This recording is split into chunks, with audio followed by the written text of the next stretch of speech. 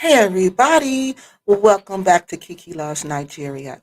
Hey, we're going to talk about two things tonight. I was going to try to do three things, but that was too much. Okay, so I'm going to talk about two things in this video tonight, and then I'm going to make either we're going to do another live, we're going to do a live about the first president of Nigeria's daughter who also passed away in the Gambia. We're going to do we're either going to go live or I'm going to do a video about her. Okay. So we're not going to talk about her tonight because I didn't think that was fair just to, like put her in the middle of all of this. So I want to welcome you guys to my show. If you've never been here before, my name is Kiki Loves Nigeria. And what I talk about on my show, I talk about anything that impacts your repatriating to West Africa or Africa in general, or visiting Africa, or anything that has to do with you going to Africa or coming in contact with Africa. Okay? Because what I'm trying to get people to understand on my channel, and that's why this is an educational channel, I want them to understand that Africa is a different place, okay? It's not like the United States. It's not like Europe. It's a different entity. And you got to understand that, okay? You got to understand that this place operates by its own set of rules, its own set of standards, its own set of norms. And for you to be safe in that environment, you have to understand how to move in that environment. So that's really the purpose of my channel. And that's what I say. That's why I say this channel is for educational purposes only, because it is.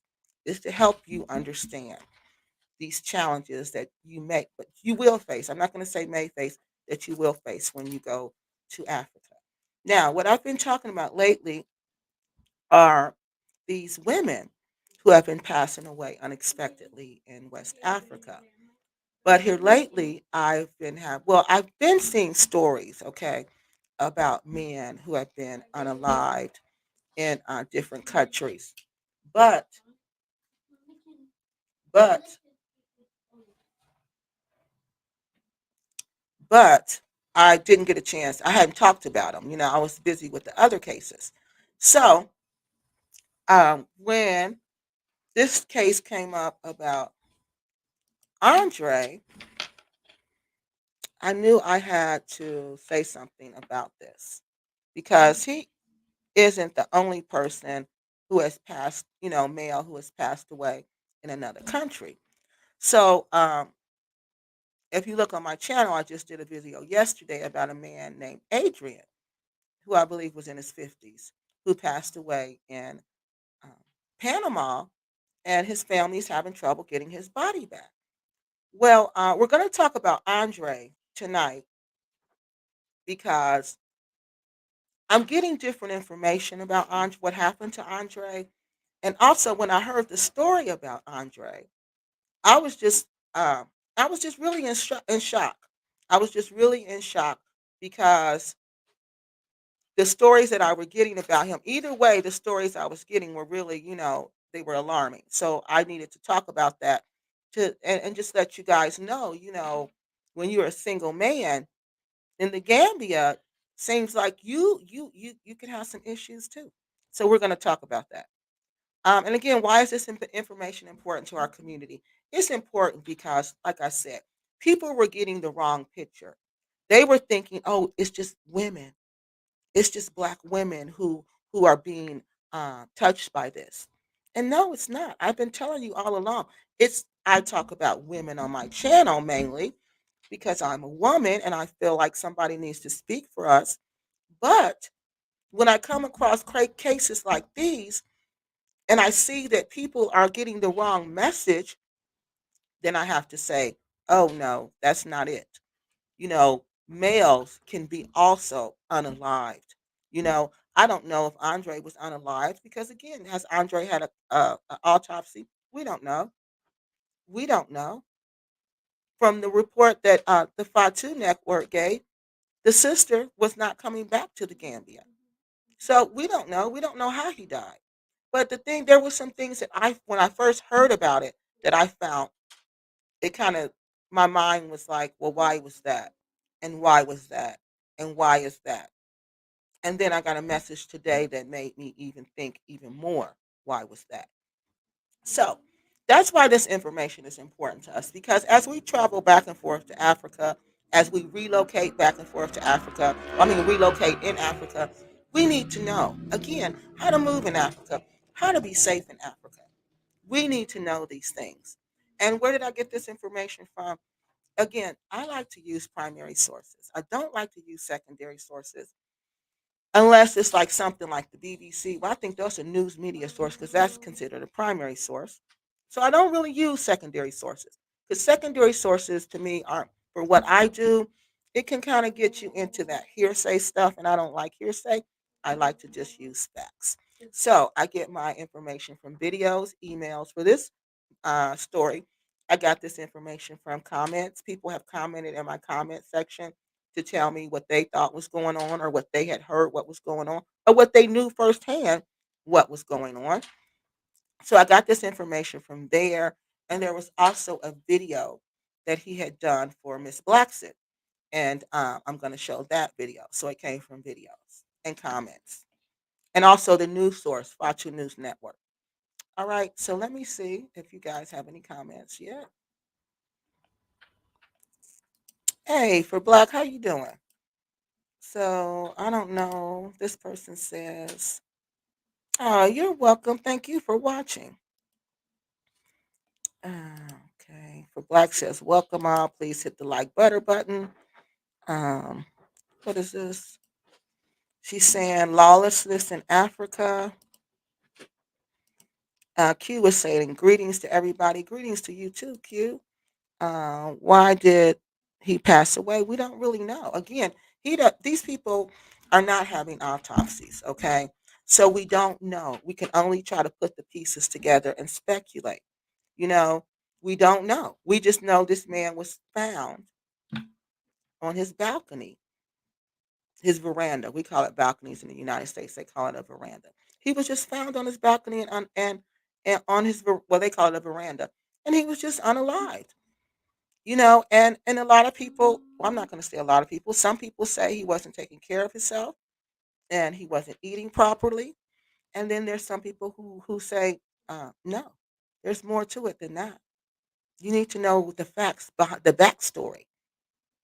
That's how you put the pieces together. You got to get the backstory. You can't just go from the front story. There's always the backstory. And we need to know the backstory. So what happened to him, Linda says. We're about to talk about that, Miss Linda. Um, hey, good afternoon to you too, Miss Misty. And for Black says, she says hi to everybody in the chat room and to the people in the clouds. And hey, how you doing, the Dove? And Jacqueline says, how long was he found on his veranda? I think it was 6 days ago. I made my post 5 days ago. So I believe this is 6 days, 6 to 7 days ago. He was found. Let's see what this says. Is this news? What do you mean? Is it news? Is it in the news? It's on Fatu News Network. That's where we got the information from. Oh, you said is this new? I'm sorry. Yeah, 6 days ago. This just happened. Okay. Empath of London says, "Hey, Empath of London." She says hi to everybody. Okay. So how I first found out about this, the way I found out about this was somebody in the comment section just came onto my video and said there was a gentleman who passed away from UK. He had passed away in the Gambia. And I was like, I was like, okay, but I needed like a little more information. So I asked them where did they get the information, and I believe somebody came on and told me Fatu News Network, or somebody gave me the link to the story. So I went to the story and I read the story for myself, and then I posted the story, I'm sorry, on my channel. So I want to show you the source for the story, okay? So one second, let me get this up here. Now this is where I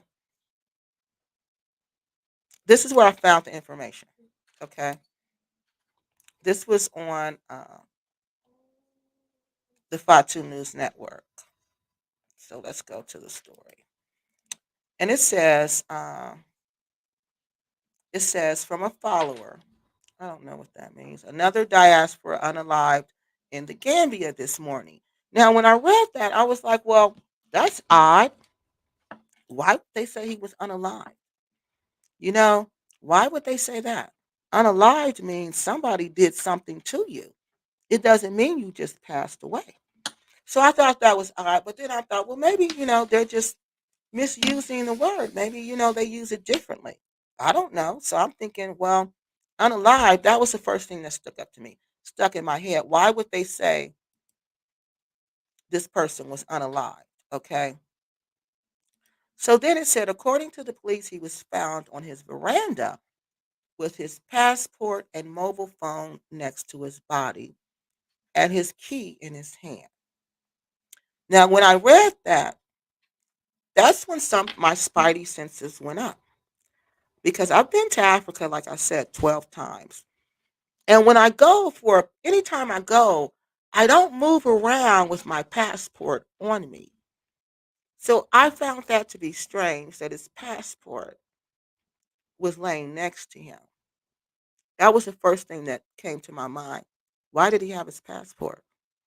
Why is his passport laying next to him? He's been there, I think they said for 5 years. Why was this passport, right there? So they said the police. So that was the first thing that came to my mind. Why this passport was out? Why did he have his passport? The police are saying he collapsed and passed away on the spot. Like he was sitting there on his veranda and he passed away. His body was transported to Banjul. Allegedly, his sister was notified, but she will not return to the Gambia as she knew all the women who are now deceased. The British embassy will be contacted in order for the police, in order for the police to receive authority for a post mortem and to identify his body.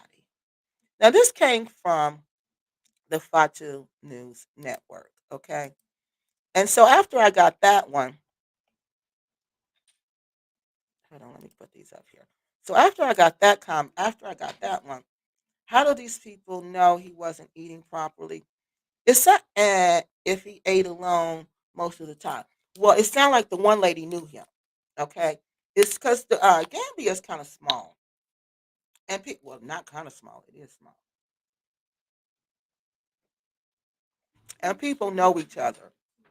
And it sounded like the lady knew him because she gave details about his housing situation. She gave details about everything. I'm going to show you that in 1 second. So that's what she was saying. She felt like, and it's true. You have to eat a certain way. You have to eat over there. You cannot just not eat. Excuse me. You cannot just not eat. You cannot just go days eating cookies and junk food. You got to have food in your system. So she was right about that. For so many to be gone, it is so concerning. Yes, it's very concerning.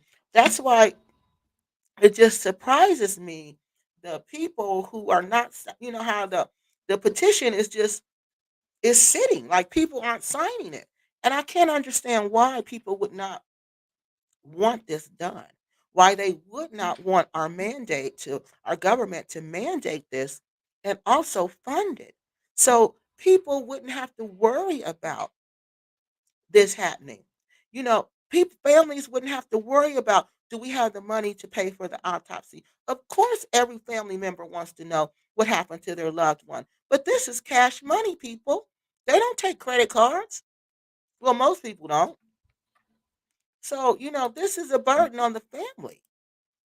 And your insurance is not paying for that unless you have international insurance. They are probably learning how to cover this up due to the heat. Because you can have a heat stroke easy. And if you're out moving around in that heat, mm-mm, you can easily have a heat stroke anywhere in Africa. Anywhere. Wonder why. Exactly. That's what I was wondering, Miss Jewel. I was wondering why was his passport near him? That's what kept sticking in my head. That's what I kept pondering over and over again, thinking of what situations do I have my passport on me when I'm in Africa. Only time is when I first get there, when I go to my place where I'm going to stay. Once I get there, I put it away, and I usually put it. They have like most of the places have a lock, like a some kind of safety box. So I put it in a safety box. So I don't usually bother it or take it out again because I don't need it unless I'm doing official business. So that was the thing that just had me perplexed: is why did he have his passport? Why was it laying next to him? You don't usually move around with that when you're in Africa.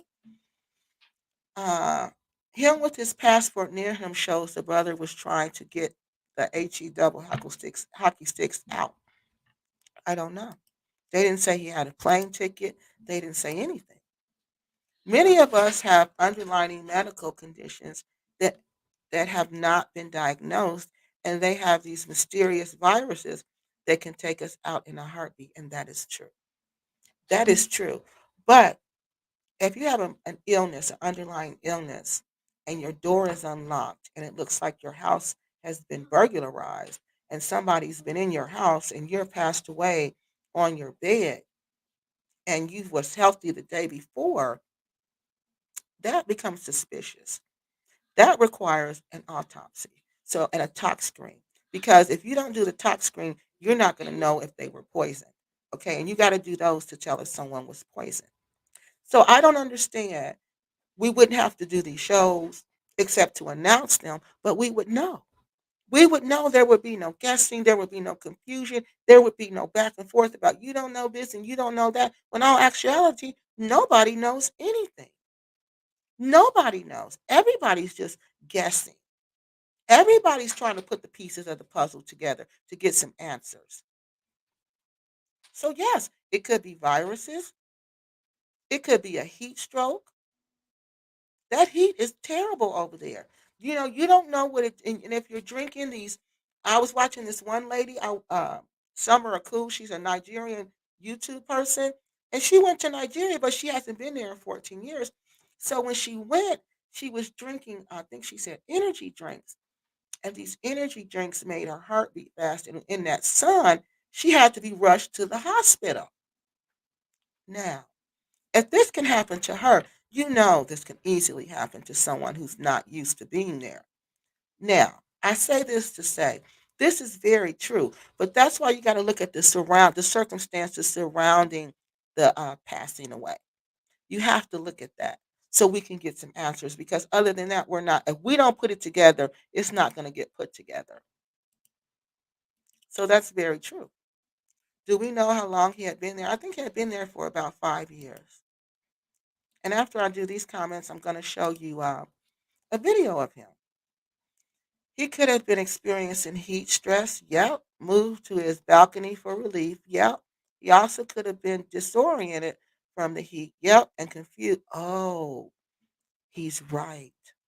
He's absolutely right. And he could have thought he was doing something, like because that can happen and you're confused and let me go get my passport because I'm getting ready to go, so I need my passport and let me go sit outside in the hot sun and the humidity, and we don't know what time of day this was. So he's right. He's absolutely right. But again, do we know for sure? No. Do we know for certain? No. No. So we got to put the pieces of the puzzle together, and we have to go by what people are saying. Those Africans don't want y'all there. Well, I'm sure some people feel like that, but I can't say all Africans feel like that. I wouldn't say all Africans feel like that because all Africans are not the same.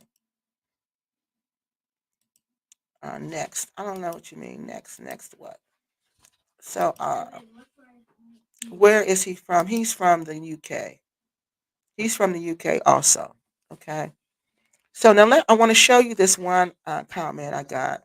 And the lady said, she was saying, she was talking about Hamza. He goes by Hamza or either Andre or Hamza. So you'll see me switch up. So the lady told me, well, when I say told me, I'm reading the comments, okay? because that's how I do it. I have to, like, I'm having a conversation. So the lady says that he was on Miss Black's channel. He had been on her channel when he first got there. And I thought that was interesting because I always want us to see what the person looks like. It's really important for us to see the people, to put a face on these people. Now, before I show this, let me stop showing this first. And I want to say that this is fair use. Again, I'm using Miss Blacksit's video just to educate you guys about Hamza, just to show you what type of dude he was, what type of man he was, what type of gentleman he was. The way we see that is through a person's movements, to hear a person's voice, to see how they think, to see how they react. So I always try to show you some type of video of this person. All right. So let me show you this first. So I want to tell you again that this is fair use. Okay. And with fair use, what that means that I can show somebody else's material, like their video, copyrighted work, to educate people. And that's strictly what this is for, is to educate people about this being safe in Africa, being safe anywhere in Africa. What I'm telling you on my channel, you can use everywhere. So that's what I'm using this video for, just to educate you, just so you can see Hamza, just so you can understand. Okay. So then we can comment on, because seeing him in move and talk, then we can comment, we can do a commentary on the video and talk about him a little bit more to get just to get some type of feel of what type of man this was. All right. So let me pull up this video now that I've said that. Because I believe he was talking about, he seemed like he was supporting Miss Blacksit in this video. All right. So, all right, you guys, let's listen.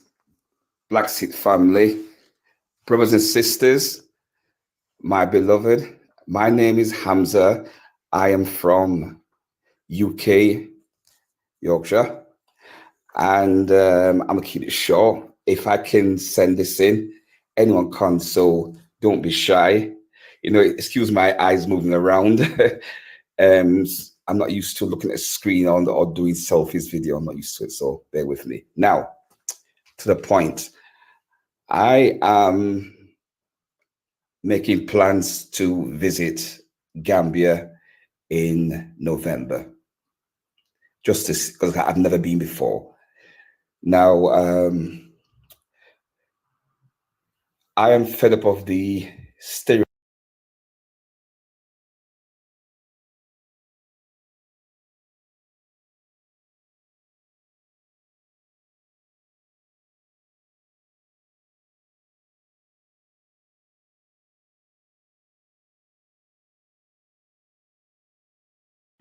negative stereotyping of me and my community in the UK. And I believe it's overdue to try something else, think out of the box, and hopefully repatriate to an African country of choice this time. Yeah. So I hope my video inspires the shy people to send a comment message. And I have a few plans, but I need to, like, say, visit the Gambia and do some research. Yeah, some research. So come on, people, my beloved Black Seed family, the Black diaspora, the door is open at the moment. We don't know how long that door is going to remain open, but at the moment, the door is open. Yeah, I hope this video inspires more people to send in quick videos. and we need to build up and escalate our black media, because what's out there right now is the other man's media, and it's not up. Okay, my video with my mic was muted again. I gotta quit doing that because then I forget it's muted. Okay, so look, basically what I was saying is that he had went there. He was on his repatriation journey. You heard him say that he was on that journey, and he was inspiring other people. To take that leap of faith, to stand out there and just take your chance and discover Africa. Lifting our people or community. It's quite negative what they portray. So we need to, I think it's a great thing to contribute to our own media to inspire other people of the diaspora, UK, Europe, USA, to come. If I can do this, anyone can do it. Mhm. Anybody can send in a video comment. Okay, y'all, this was 4 years ago. Okay, so maybe this was his fifth year in the Gambia because this was video was 4 years ago. So I'm sending this into, bear with me, to Blacksit Home, one word, at gmail.com. I repeat, Blacksit Home, one word, at gmail.com. Okay, so he basically sent an email. I thought that was really nice, to show Miss Blacksett how they inspired him to go to Africa and that he was going to make this move, to the Gambia, and he wanted everybody else to take a chance, to take this chance. And if you feel you want to do something in your heart, don't be scared, take a leap on faith, trust faith, and just make that move. So that's him. Okay. So I wanted you guys to see what he was like, see how he moved, see how he talked. I have been I have been several times. I own land there, and I am married to a Gambian. However, I have never seen anything like this. Maybe I just didn't know. You know what? No, Miss, it's not that. All of this is seems like it's new happenings, okay, or it's happening more. Or it also could be that now there's social media to tell you about it, okay? Because without social media, some things don't get said, like these stories. Nobody's talking. I mean, you can't really find these stories. That's why I started doing them because no, I felt like these ladies' lives deserved more than that they were getting to a no mention. So when people not talking about things or social media isn't there, things just kind of get hushed. You don't know about it. But I'm sure this isn't a new trend. The way this is being done and carried out, um, this is something that's been going on. Because look at Louisa, Miss Louisa Marks, the queen of Lovers Rock. Look what happened to her. And like I told you, I'm going to tell you about the first president of Nigeria, his daughter also. Same situation. So this is nothing new. Like God always says, there's nothing new under the sun. Nothing at all. So we didn't know because now this is what they call information age. And we're sharing information. And people are telling things. Okay, let's see what this says. Although we are too hated by many nations, even our so-called own. Yeah. Hello. Okay. Hello to you too. I have been several times. Okay, we said. Okay. Now let me go back up here. So yeah, someone passed away again. What's going on? Yes, a man did. Andre did. 6 or 7 days ago. No, he didn't look old and sickly on this video. Remember, this video was 4 years ago. Okay, but I had talked to Quasi. Quasi boy, that's my friend. So I called him. No, he called me. He actually called me about this one, and he said he knows him. He said, Kiki, I know him. And I said, "You do?" He said, "Yes." He told me that Andre, this is not, yeah, I don't want to get them mixed up because I've been talking about Adrian and Andre. Adrian is the guy who passed in Panama, and Andre, okay, and Andrea. So I'm getting all these names like mixed up. So Andre, he said he's been knowing Andre. He said for a while. He said when he got there and Invest Relocate Africa had been blown up. He said Hamza, he called some people call him Hamza, some people call him Andre. Adrian. He said Adrian, no, Andre. He said Andre was his friend. He said Andre was really nice. Andre wanted to stand by him. He was giving him support. He was giving him different advice on how to handle the situation. Because everybody was turning their back on Quasi. Everybody was, trying to basically defame the man's character.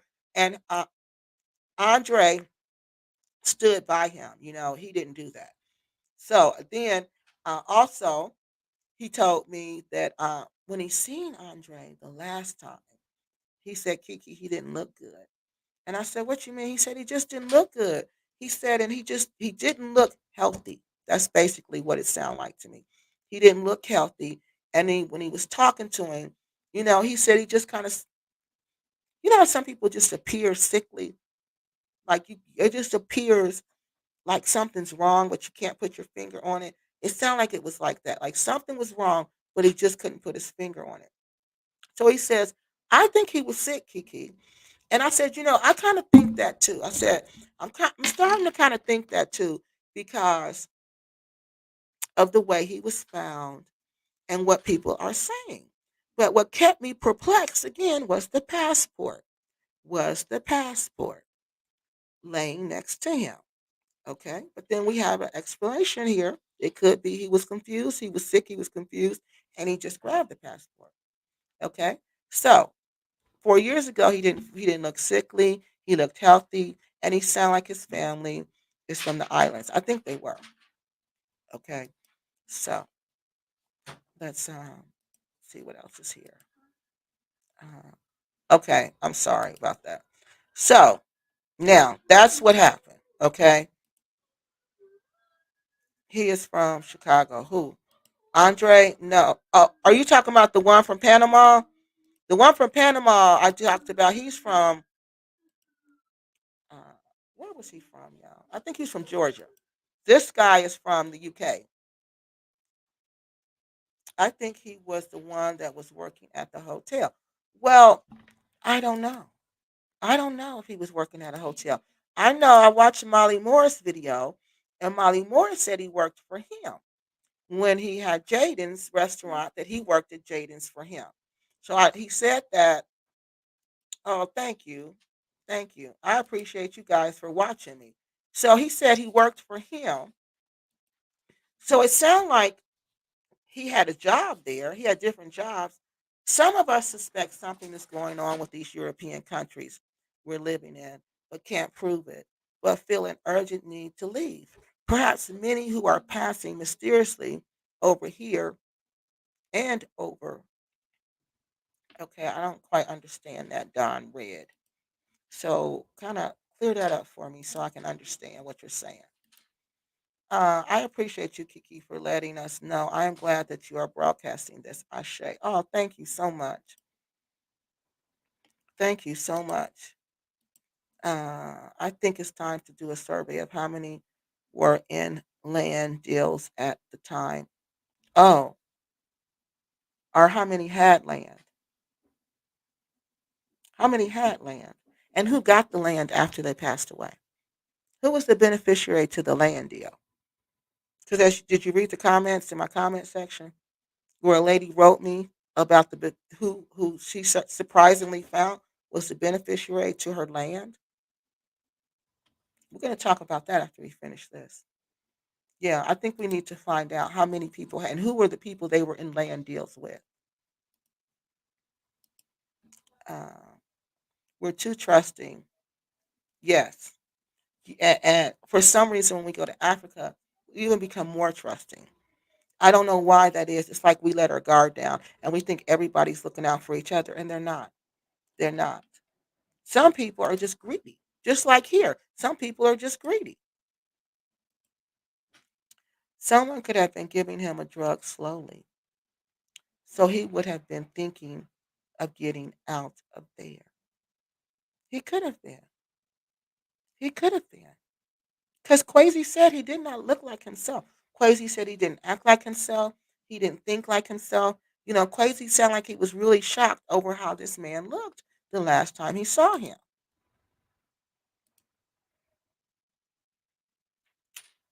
Okay.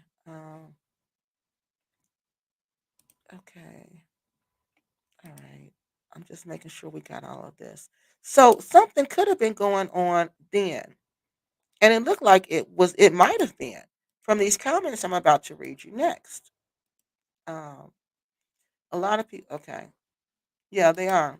Well, I don't, like I said, I don't think it's all of a sudden. I think we're just hearing about it because this is an information age and people are sharing information. A lot of Nigerians are working in the UK, passing away suddenly. Autopsy done on some of the deceased, high blood pressure, overworked vessels, birth. See, because it's a you know what? It's a lot of stress.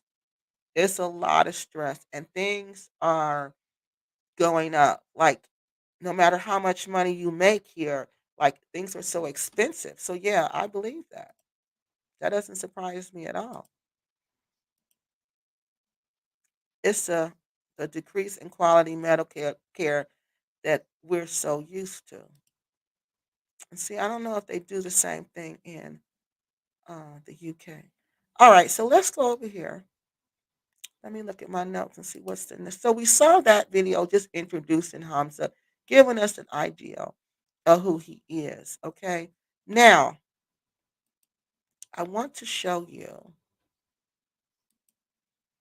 get this out of here. I want to show you what this comment. All right, I think this is in the email. Let me pull this up. And these were the comments that I was getting on my channel. And this is what made me think, okay, let me check this out and see what they're talking about. Okay. So this was the first one that I got, and it said that this person said, "So sad, may Hamza rest in peace. I remember Hamza's 220 video documenting his desire to move to the Gambia from Yorkshire, UK." So that's what we just saw, right? And this is another lady, okay? This is the one who really made me start paying attention. And this is Miss Embassy Nelson. Does that say Embassy? Let me see what that says, y'all. I think that says Embassy Nelson. Now, this lady, I need to apologize to you, ma'am, because I said something that insulted you, and I need to tell you. Oh, I'm sorry. It doesn't say embassy. It says Miss M. Bassi Nelson. M. Bassi M. Bassey Nelson. Okay, ma'am. I need to apologize to you because I said something that offended you in the comment section. I think I replied to one of your comments and I said something that offended you. I must have told you to get off my channel. But I want to tell you, I apologize for that. I surely didn't mean to say that to you. But sometimes when I'm responding to comments, there's a lot of comments that I'm responding to at one time. And when I'm replying, YouTube doesn't show me the comment that I'm replying to. Okay. And I can't even see the name of the person that I'm replying to. So I could think I'm replying to someone else and I'm really replying to the wrong person. I've done that twice and I had to apologize to that person also. So I'm sincerely apologizing to you because I didn't mean to insult you, okay? Because you are somebody that I share a lot of your comments, okay? So you're right. I needed to apologize to you for that, and I apologize to you for that. So she says Hamza was very weak and dehydrated. Hamza was looking after himself because where he was living or renting, there was no kitchen. Now, just think if there's no kitchen, you have to always cook. I mean, you have to always eat out. You have to always eat out. Now, eating out is a problem. That's a problem because you're not going to get healthy meals because he's probably going to these little, street people. Okay, and then also you're you're making yourself more susceptible to food poisoning. So she says, I always say to him, why do you eat out every day? Why not stay home and cook something nutritious for the body? He will say to me, because I have no kitchen at my apartment. Hamza eats out every single day. He's lived there for more than 5 years. And how can someone be eating crisps? I don't know what that is, y'all. Crispies? I don't know what Crispies are. Crispies for breakfast or lunch. Here in this hot country, nobody unalive got Hamza but himself. And I think I did remember what I said to this lady. I think I was really offended by this message. And she said, nobody unalived Hamza but himself. Uh, he was our neighbor. Okay, wait a minute. Let me go back up here. And now, can someone eat? Okay, eating Chris. Nobody analyzed but himself. I something him for I him my husband. I don't know what she mean by that. Last conversation was for him to find a wife who can help him at his old age. I think he was in his 50s, y'all. Wow, that's just amazing to me how people. Well, when I was in my 20s, I used to think 50 was old too.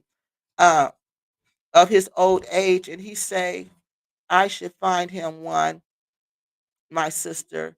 He passed near me, my neighborhood, but we never knew he was our neighbor because he newly came a few days ago. I guess he moved to where they were living at a few days ago. So this, I remember seeing this comment, right? And I was really upset about this comment because I was like, well, if he was, your neighbor, and or if you knew he was not eating right, and if you knew he wasn't eating healthy, why wouldn't you just give him some food? Why wouldn't people take him food? Like where I used to live, the kids in the neighborhood didn't have food sometimes. They didn't have water sometimes because their parents didn't pay the water bill, so they would turn off the water. So I knew this because the kids would ask me or they would say something about it. So I would just give them extra that I had. Or if didn't have extra, I would share what I had with them because I knew these people did not have, and I did. So what I don't understand is if you all knew, and it seemed like it was common knowledge in the Gambia that this person was not taking care of himself, and older men usually do not take good care of themselves, why wouldn't you all reach more out to this man to make sure he's taking care of himself? Instead of saying he probably did need a wife. Men do better with wives, good wives, that is.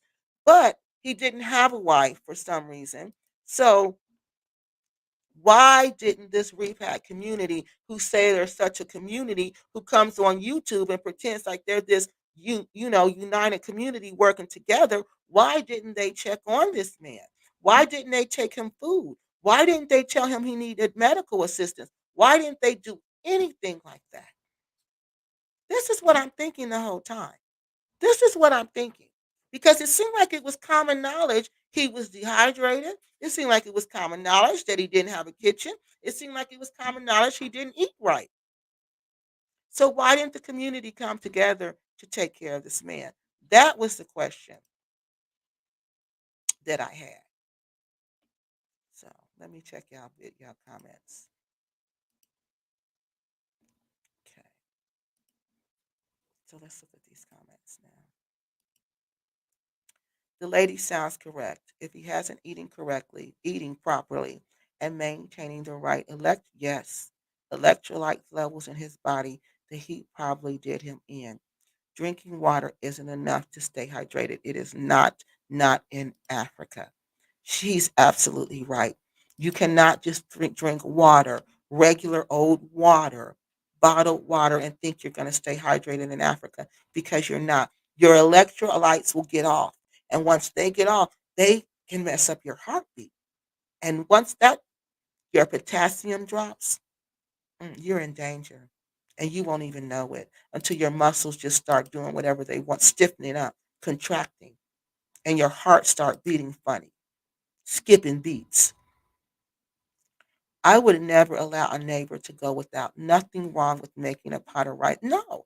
And it's not that expensive. It's not. And this is one man, an older man. Well, he ain't old. He was in his 50s. But it's just a 50-year-old man. How much is he going to eat? Just take him some food. Give him a little bit of your food. Because you know he's not eating right. And you know how important it is to eat right in Africa. So I didn't understand that. That was the first thing that threw me off. Is if y'all know this, why aren't you and you present yourself as a community, why isn't Sister International taking him food? And you know what somebody said in the comment? Because he's not a sister. Probably. Probably. Yeah. Because this is unbelievable. This man was dehydrated and hungry and everybody knew about it, but nobody took him nothing to eat. This is so sad. I am so shocked that no one helped him. Help this elder. Yes. Yes. And you know how older men are here. They're not going to ask. They're not. They're going to sit in there and just pass away slowly. Yes. That's what they're going to do. That's what they're going to do. You got to make them. You got to take it over there. If he don't take it, put it at the door. Knock on the door. Hey, Hamza, I left you some food outside. If you going to eat it, eat it. If you not, just give it away. I'm gone. I'll see you later. You ain't got to stand there and wait for him to take the food and, oh, thank you, thank you, thank you. No. Just leave it and go. If he ain't there, leave it and go. If he don't open the door, leave it and go. But let the man know I'm bringing you some groceries over. I left some groceries on your porch. Oh, you don't have. I know I don't have to do that. I want to do that. I think we are looking at hello. What is that? Hello. I don't know what that is. I nearly died 7 years ago from this. What is that? Can you tell us what it is, please? Married to Gambia, tell us what it is. Be wise, Africa. Now she made an interesting comment. I'm gonna show y'all her comment in a minute. Yep, I heard. This is what I was about to read y'all. I was about to read y'all her comment. That's what we was going to next. Wait a minute, be wise. I'm gonna go back to you because that's what we're talking about. Your comment next. So let me get all y'all comments, and we're gonna go to her. Americans will feed. Yeah, we'll feed anybody. We sure will. We will feed anybody. We sure will. I wonder would they want their own, yes, father or brother or uncle or son to suffer that? No. I mean, think about that. Exactly. Exactly. Exactly. And you couldn't take him some rice and beans. Rice and beans. Cooking some chicken. When you cook, cook enough for him. I always cook more than enough food, people. I always cook. I'm always looking for people to give food to. When I cook extra food, you know what I do? I take it to work and I give it to the custodian because he's 20 something years old and I know he's not bringing nothing to work. He eats out the vending machine. He eats chips and pop. Chips and pop. And I know, oh, when I cook too much, oh, I can take this to work and give it to him. He'll eat it. Yeah, this is what you do. This is what we do in our community. So I'm just so shocked that things have changed when we get to the that you just on your own when you get over there. So Kiki, do you think that this is good to drink a lot of Gatorade or no? Because they have salt in them. They have a lot of salt in them, and those are not good to drink at all. I get these hydration packets. It's called Hydra, and they are electrolyte packets, and I take them with me, and they look like this. It's the packets like this, like Crystal Light, but they have some that are for electrolytes. Or I'll get the electrolyte. What? No, they don't have it there. I'm thinking about here. I get the packets and I put, excuse me, and I put them in my water because all that sweating, you're sweating all this salt out of your system. You're sweating all this water out, so you're gonna get dehydrated. But if you drink them energy drinks like Gatorade, oh no, you're gonna mess yourself up. And he always offer financial gifts to make them take it. Yeah, and we always offer financial gifts to make them take it. Yes, jail. Yep. Oh, we getting to that, honey. We are getting to that one. There's a bacteria, and you can get it from dirty water. Yep, and that'll make you sick as a dog. I told you I accidentally drank the water in Nigeria, and I told you I was sick for 40 days and 40 nights. I ain't lying. I am not lying.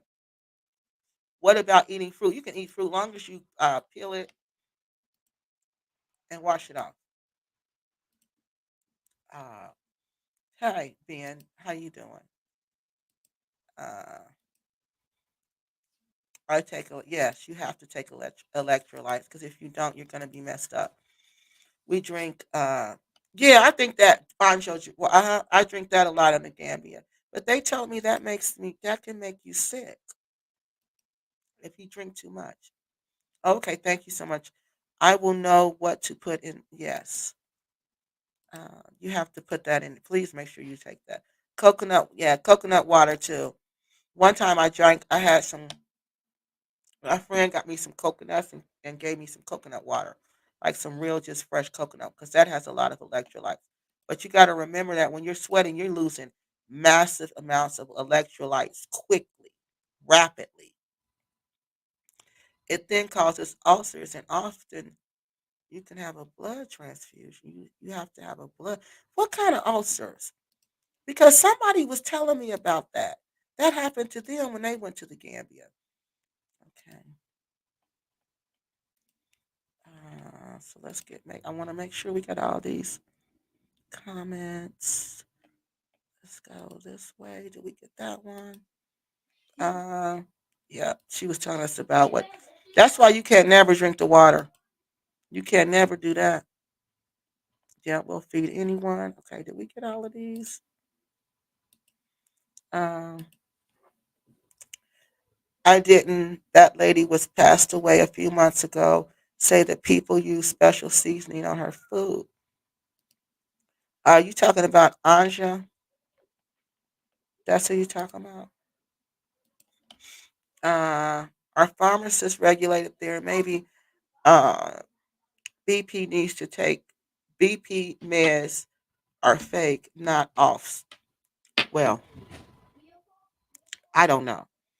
I don't know if their pharmacies are regulated there. I'm sure they are regulated, but are the regulations enforced? I don't know. I don't have a clue. I know you can go to the pharmacy and you can just tell they're like doctors. They're like the first line of defense in medical care there. So you go to them, you tell them what's wrong. It's like you walk up in Nigeria, you walk up to the little gate, you tell them what's wrong, you tell them your symptoms, and they give you some medicine just like that. And that codeine the kids are drinking like that, you could get that easily in Nigeria. You used to could when I was there. You could just get it. Whenever I would come there and I would get off the plane, I would always have a real bad cough. I would always get some kind of sickness from flying over there. I would always go to the pharmacy and they would always give me codeine for my cough, just like that. Yep, just like that. Okay, so I don't know. Just like how you said, get out of here. I heard it. Okay. I don't know what you mean. Get out of here. Get out of here. I heard it. Okay, what's that mean? He was given that special seasoning. My sources tell me the people don't want diaspora there. Africans don't want us buying their land. Then why are the Africans selling it to us? That's what I'm confused about. Why are they selling the land to the people, the repats in the Gambia, if they don't want them there? If they don't want to sell the land, then just don't sell the land. That's the first thing I would do. I would just not sell them the land. We could all just say we're not going to sell them land. All this other stuff, that's just extra. I mean, why do that? That doesn't make sense. So this whole argument, they don't. Some people, yeah, it's been like that forever. But to say all Africans, I don't believe that.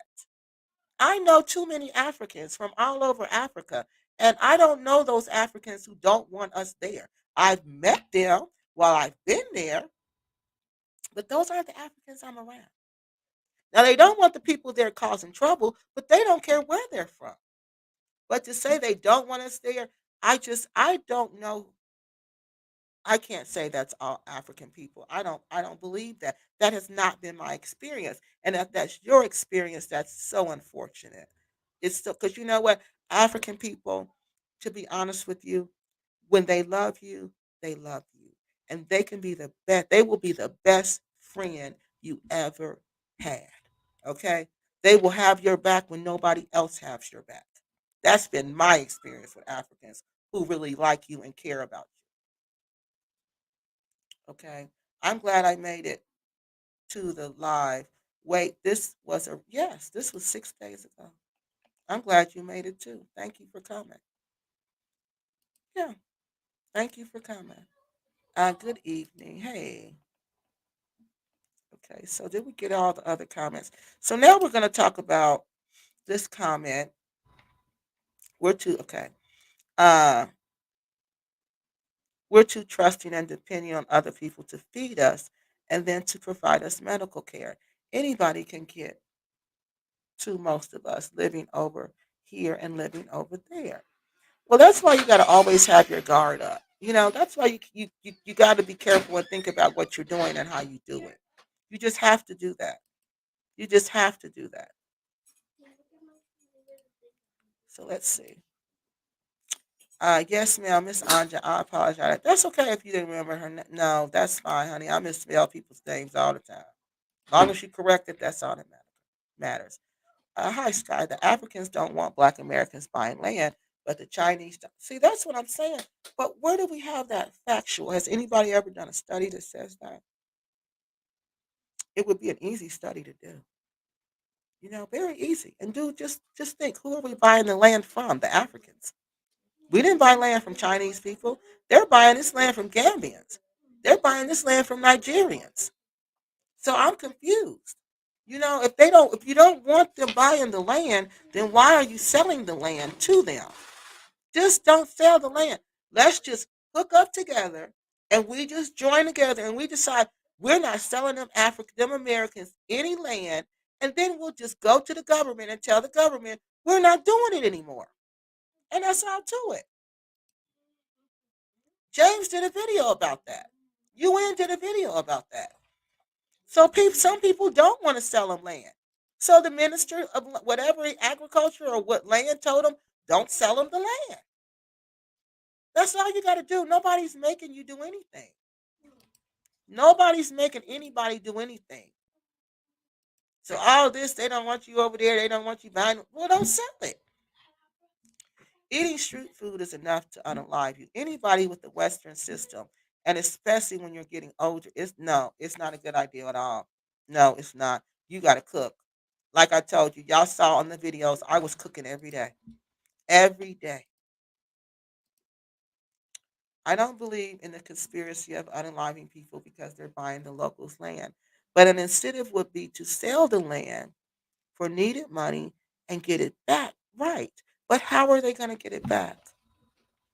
That's where I'm stuck. How are they going to get it back after they unalive the person? If the land, there's a beneficiary. I showed y'all on my channel. We're going to look at that in a minute when we start talking about Shakina. There's a beneficiary to the land, and it's not them. It is not that person. It is not an African person. It's used this lady. It was her kids, one of her kids anyway, and then there was Shakina's name. So no, I don't see how they're even getting access back to the land unless they were the person who the land was the beneficiary, but they're not. So let me go see where we are on the script. We talked about, oh, let's go get Be Wise's comment. So then I was on my channel right before I came on here. Uh, Americans must stick together abroad. All other cannot rely on anyone other than ourselves abroad. Then share the same skin color, but we are not the same. We are not, and she's right. We're different ethnic groups. They have different ethnic groups over there all the time. So that's what we have to realize. You know, their ethnic groups are the same color, but they're different families. Some of them get along and some of them don't. So why they think we just gonna march over there and everybody gonna love us? I don't know. I don't know. They didn't love us. Everybody didn't love us when we left. So why would you think everybody's gonna love us when we come back? Some people did love us. They love us enough to fight for us. There was civil wars all over there. So you got to understand, at not one moment in history, not one time in history, were all the Africans participating in the slave trade. No, no, that's a lie. They were civil wars about this. There were there were ethnic groups that were rising up against each other, families fighting each other because of this. So for you to say, people to say that all Africans don't want us there, that's a lie. That's like not giving those people who fought for us for them to stop the slave trade, who fought and died for that, who got enslaved for that, whose whole families, whole villages got wiped out and sent to America for that, and the Caribbean. That's not fair to them. That's not fair to them. That's not acknowledging what they gave up. Because you can't believe, you cannot think, and I'm not going to let you think that there was nobody, that all the Africans was down with the slave trade, because they were not. Why do y'all think they needed the guns? Because they were fighting hand to hand combat like they do with the spears and stuff. So the slave traders, they wanted to outgun them. They wanted to have they wanted to have an advantage to them. The gun gave them the advantage. So they start using guns on each other. So that's what you have to understand. It's never been everybody was like, cool, let's do that. No, it was not. All right. So did I get all the comments? So let's go back up here to her comment. Um, why was he arrested the day after? Let's see. Let's go up here to her comment, her original comment. And again, this comment was on my channel. That's the one about Americans must stay together. This comment was on my channel, and we were going to talk about this tonight also. It's on the community page now. It says, I heard he was arrested the day before his death. After being released from jail the next day, he was found passed away. Why did they not check on him when he was arrested? So the question becomes, what was he arrested for? Does anybody know why he was arrested? What happened? Why did the police arrest him? So he was arrested. How long was he? Was he arrested for a long period of time? You know, did he go in there and come right back out? This is what we're trying to figure out, people. Let me see if this one, no, this isn't the one I want to show you. This is about Shakina. So, why was that, people? Why was he, we don't know why he was arrested. Let me see if this is the one. We don't know any of that. We don't, hold on one second. As y'all can see, I have kids over today. It's a house full of kids today, and they're making all kind of noise. Okay, so yeah, that's what we're trying to find out. Let me go back here, and I want to show you. No, not that one. Let me go here. Okay, hold on. Let me get y'all comments real quick before I get off track. Uh, now that Miss Kiki has been speaking on this, it's literally all over social media, even some internal news channels. I must say it's disturbing and a bit confusing. All of this traveling to Gambia. Yeah, it is disturbing. Um, it was likely the top leaders of Africa that sold people, not the common man. It was the kings. It was the kings over the tribes. They made the decisions. And some of the kings and some of the people in the other tribes didn't want that. And my friends always tell me whose family were original leaders, like the original leaders before colonialization. They always said the king did what the people wanted, because if he did not do what the people wanted, the people would revolt and he would no longer be the king. So this is what happened. People did Everyone was not down with the slave trade. Like I told you, everybody was not cool with that. So people did revolt. And yeah, it was those people who was on top. Let me tell my cousin I'm gonna call her right back.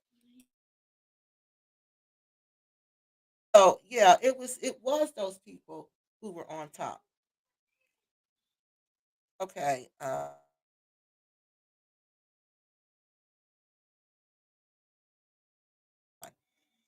Okay, so let's look at this one.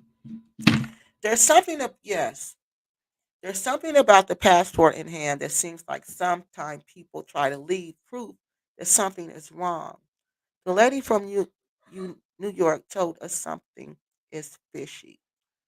All right, so if he was in custody with the police, if he had been arrested, maybe that explains why he had the passport on him. And again, the conditions in the jail. How long was he in jail? Those conditions in there are just horrible. You think jail is bad here? So if nobody, and then your family has to feed you when you're in jail. So if he was arrested, was anybody taking him food? If they weren't feeding him before he went to jail, do y'all think they were feeding him after he went to jail? Were they? And it seems like they know. If we know, y'all know they got to know. I heard he was, yep, that's what they said. He was arrested at King's Bakery. Did you hear what for, though? We heard he was arrested, but what for? Can y'all please tell us what for? What was he arrested for? And how long was he arrested? Could the police be the ones that placed him on the porch? That's why he appeared to be leaving or coming back. He had, I don't know. I don't, accusing the police of something I ain't trying to do. There's something about that passport in hand. Yeah, we said that. This seems fishy.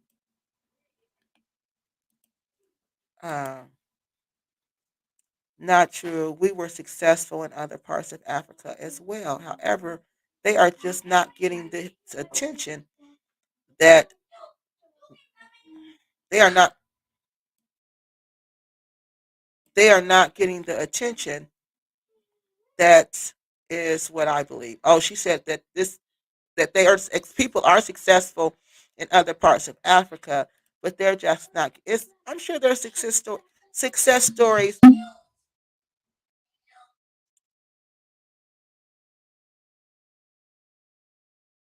I'm sorry, y'all. I gotta tell the kids to stop. So, what's this one? So we read that one. What's this one say? Uh, there's something about the. Okay, we read that one. Okay, did we get them all, y'all? Let me go down here and see. I think if regular people can be suspected, then complete. Yeah, they can be suspected. Anybody can be suspected, but what's the point? Why would they do it? Think about it. And why put him back in his apartment? They carried him. You know how they're taking a chance of people seeing him. So if he was unalived and they carried him back up the steps, carried him into the apartment, don't y'all think people saw that? Somebody would see that. And what would they? Why would if he was already arrested and something happened to him there? Then they can just. I mean, it doesn't make sense. Why take him back to the apartment? Why do that? That didn't make sense to me. And then what would they get out of doing it? Thank you. What would they get out of doing that? What would they have to gain? What would be the motive? That's why we need to know what he was arrested for at King's Bakery. Did he work at King's Bakery? Yeah, it is a popular meeting spot. We used to go. I used to go there and meet people when I was in the Gambia. It is. I told you it's like a Starbucks.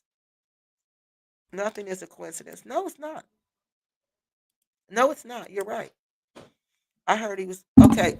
So we got all the comments right. So what do y'all think? We take out expertise, love, and light to help them grow, but our sis and our sisters and our brothers are being deleted. Yeah. Uh, okay, so we read all those. So that's pretty much what I have on Andre. Now let me read to you what What's Up on Gambia said. We're gonna look at that. We're gonna look at what they said, and that's pretty much it. That's all I have. There's no other stories about him. I don't see anything else about him. All I have is what people are giving me. And it seems like people are giving information, about him, which is really good. We're getting some information from the repats over there, which is good. No one is saying why he was arrested.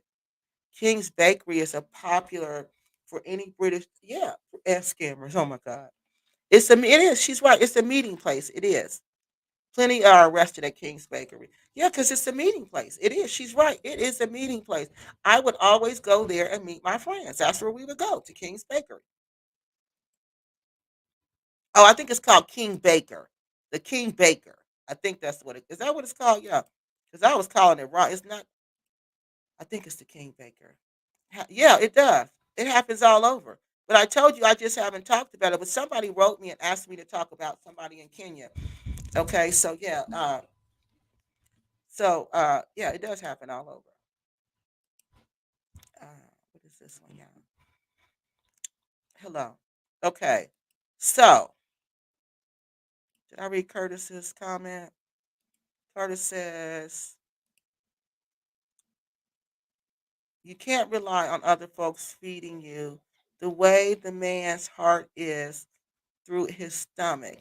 All he means repats from the UK or US. No, something is wrong. Yes, it is something is wrong. Something is very wrong. So, who's biased? Oh, I'm sorry, bruh. I thought that's bias. I'm like, who's biased?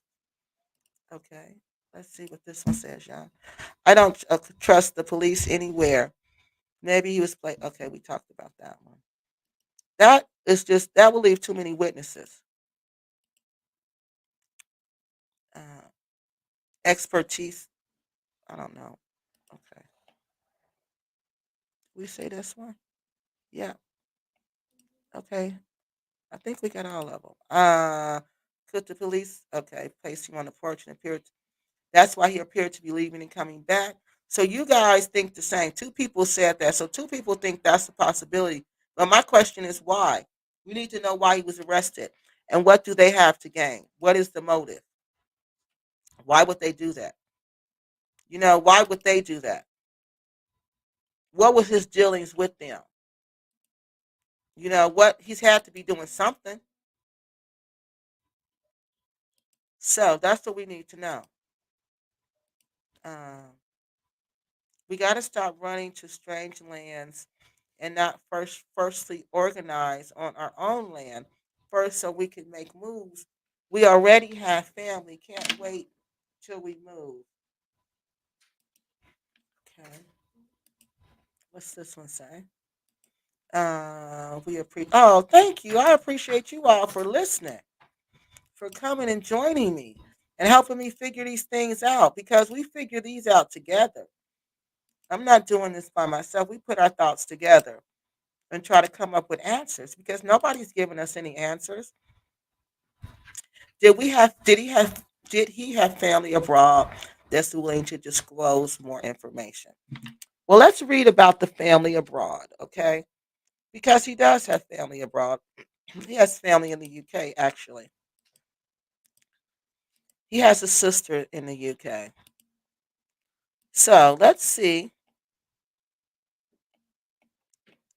See See, this was the comment. What happened to, let me make sure y'all can see what I'm talking about. Okay. What happened to Andre Hamza Pedley, who was found unalived in the Gambia? Well, I'm going to say passed away. Allegedly, he was arrested the day before. So he was in there a day. If he was arrested the day before at King's Bakery, then that meant he was in there maybe overnight, a couple hours. The next day, he was found passed away by the police on his veranda with passport keys and etc. near him. So that makes me think the police came back the next day. Why did they come back the next day? I don't get that. Why would they come back to, maybe they questioning, because they said he was let go. So they said he was let go. He was found in the Gambia. He was arrested the day before at King's Bakery. The next day he was found by the police. So he had to be let go because they said the next day he was found by the police. So it sounded like there was a time frame where he was let go and went home. But now I'm seeing why y'all saying what you're saying, because they are the ones who found him. Why were they there? And if they question if he was arrested one day, maybe they didn't have enough evidence. So the next day they went back to question him some more, and then they found him. And maybe, I don't know. We need to know what the arrest was about before we go any further with that, for real. Because that's the part that's going to give us the information that we need. Because clearly something happened. Something happened. Because this arrest explains why he has everything near him. Maybe he was trying to leave. Maybe after he was arrested and he got out of there, he said, "Oh no, I'm getting ready to leave up out of here." And then maybe he just said he was already sick. Now I believe he was sick too, along with this arrest. So maybe that was just too much stress on him. I don't know. We don't know. We don't know. But they said he was found by the police. Okay, so let's look at this. And this is from Fatu News Network. So it says, I've read y'all this. We read all this. Okay. Yeah, we read all this. Okay. So that's all I have about him, about Andre. I don't have anything else. Anything else? I don't have anything else. That's all the facts that I have about him. As I get more in, if we get more, we'll talk about it. But we know that he does have a sister in the UK. Is the sister going to bring the body back to the UK? I don't know. But we do know she said she knew all the women who had passed away in the Gambia and she was not going to come back. This was a personal matter with one of the officers and a family member. That's what he got arrested for? He got arrested for a personal matter with the officer and a family member? Is that what you're saying? Because if that's the case, oh, that changes everything. Uh, this mysterious passing away could be a combination of many things. Yes, it could. Yes, it could. A lot of things, especially when he was already sick. Especially that. Because that one picture on What's Up Gambia, he looked sick. He didn't look the same. He knew what they did to him. What did they do to him? That's what we want to know. What did they do? What happened? I'm behind, but salt is actually perfect for preventing dehydration. Oh, it allows the body. But what if you have high blood pressure? What if your blood pressure is higher? What if you're a diabetic? Is it still okay for you to drink it like that? Because for some reason, I think I was told not to drink. What is that? Gatorade. So can you enlighten us about that? Mix it with a little potassium chloride, and it's best electrolyte. Where are we going to get some potassium chloride from or Gatorade? Oh, you're saying your water. Okay, so tell us about what if you have high blood pressure or if you're diabetic? Can you still drink salt? A drink that has a lot of salt in it. Okay, thank you for your input, though. I think they have a way of removing the paperwork. Oh, of the land sale. This would get them the yeah, it would. Now, if they can do that, if they can take your land, if they can remove your name, and the land comes back to them, then yeah, you could say that. But from what I've seen from this land deal that this lady was in that contacted me, that wasn't the case.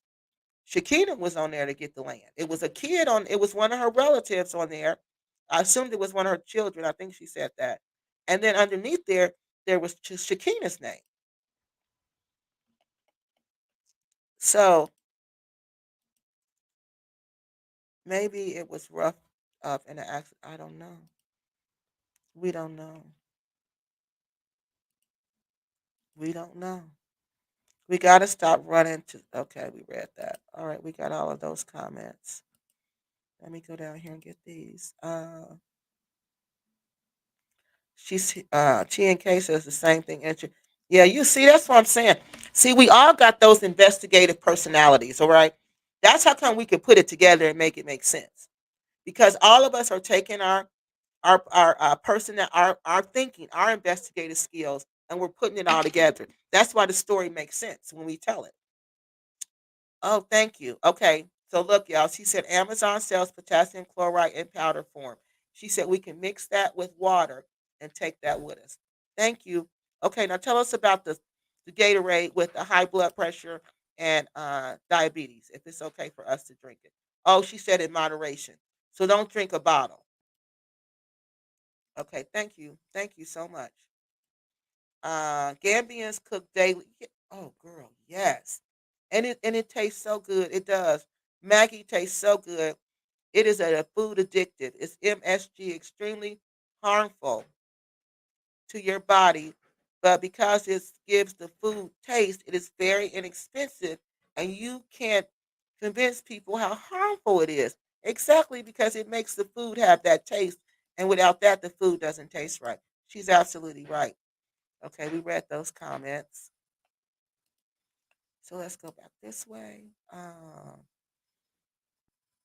And Cameroonians do too. All of them do. Nigerians, Cameroonians make roasted fish and roasted chicken. And the top layer to make this, okay, because I used to cook with my host family. You ground up Maggie and you sprinkle Maggie on the top. So there's a crust of Maggie. And when I tell y'all it is delicious, hmm, it is delicious. Maybe he was an overstay and was about to renew his residency permit. I don't know. If you're an overstay, can't you get evicted for that? I mean, not evicted. Can't you get what is that? Evicted out of the country, deported. Yes, but this out of my spiritual pay. She said this is out of her spiritual pay grade. She said, wait a minute, this is out of my pay grade. Okay, she said that's her cue. Okay, let's look at this one. Could be a case of having that COVID vaccine in there. Okay, but from recently, did he even take it? How do we know he took it? And that was a long time ago. Excuse me. If he did take it, I want to know more about Code and Excellence Alliance. Who are they? Who are the key players in this group? Well, Exodus Alliance, I kind of know about. Code, I don't, and I can do a video about that for you since y'all want to know about Code because Code came up in one of these. Yeah, Sisters International brought up Code, right?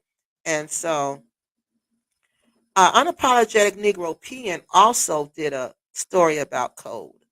Now, Exodus Alliance was a organization I don't even know if it's really like an organization. It must be because they got a name, but it's made up of like five different, maybe six different people, and these people are in different parts of Africa. One is in Ghana. One is RJ is in Senegal. Sister Tanya is in Ghana. Brother Fode is in, I believe, Sierra Leone. And they used to have somebody in Tanzania.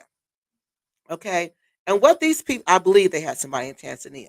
I don't think Quasi Boyd and Art Kathy were really like members of it, but I do think they basically affiliated with them because when they had a marathon, Quasi Boyd and Art Kathy were on there, and Quasi was introducing Art Kathy. So it sounds like Exodus Alliance to me is an organization that works together with leaders in different countries who are doing this repatriation movement, or even if you want to visit, like Tanya, so they call her Sister Ya. That's what they call her. Sister Ya in Ghana, she has a repat house, okay? And it's called Sankofa, a Sankofa house. And you go there if you want to go visit Ghana, you can go and stay with her, and you can visit around Ghana and different things like that. So they kind of work together to try to help you relocate to Africa and even visit Africa. That's what I understand about the Exodus Alliance. And then they came together when Crazy Boy was being accused of take up all everything under the sun. Exodus Alliance stepped in and they wanted to squash it because they felt like we're looking bad in front of all these Africans. We on YouTube arguing with each other. We're just looking really bad. We need to go in and we need to try to squash this so we can try to solve our problem and quit looking really ignorant on YouTube. So that's where Exodus Alliance comes in to the Gambia. So they come in, and Shakina volunteer. I guess she volunteers. I don't know if they recruited her or if she volunteered.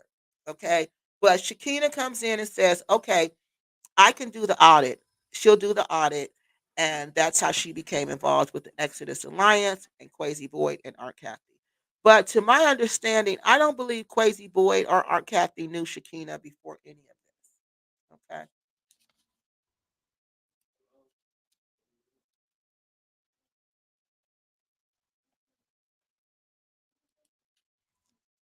Okay, let's look at this.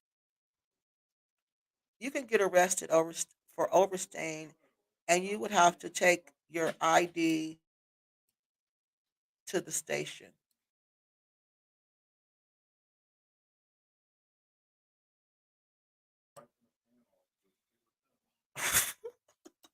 I'm sorry, yeah. It's just crazy over here, and I'm trying to have a normal show. Oh, thank you, Pastry. You look lovely today. Your colors match. Thank you. Okay. Hmm. If y'all could only see what I see. Honestly, the other group moves in groups. They never come to America. No, they don't. It's spread. They even live in the same neighborhood. They work and live together, and they do. But us, we have to break free and yeah, do all this, have a new mindset of being independent, and it doesn't work. Even when they come to America, she is so right. They live out here where I live. They come from Turkey and Russian. They're mixed. All right. It's a whole bunch of them out here. They all get these big houses. And guess what? They all live together in the big house. They all live together. They all work together in construction. And they all eventually get their own house and they buy other houses. And guess what? And they rent them out to other people. Yes. They do it as a community. And this is what Gambia needs. There shouldn't be homeless America. No, it shouldn't. Americans should always stay in touch. Yes, but they don't. They don't. And it's just really sad because that's really what we need in Gambia. Because believe it or not, this is going to slow down. This is going to stop. I told you Gambia is developing. And see, this is going to, as they develop, they're going to stop this. They're going to have to increase, uh, you know, the crime. It's got to be adjusted. It's got to be stopped. And it's going to be stopped. You're going to see that eventually. You can get, okay, we read that. So you're going to see that. But whenever you have development like this, quick, fast development, this is just the repercussions of it. And if you're just over there by yourself, you're a sitting duck. All of East Asia uses it, and most packaged food in the U.S. has MSG. I am not convinced it's so dangerous. Oh, you don't think it's dangerous? Maybe it's dangerous if you have high blood pressure. Them police are not. They're not. Well, they according to their government, they are. Do the police try to arrest him? Why did they go back there? That's what I wanted to know. Why did they go back? Why were they back the next day? They said he was arrested. It sounded like he got out. Then it sounded like the police came back to his home the next day. Why did they come back to his home the next day? That's a very good question.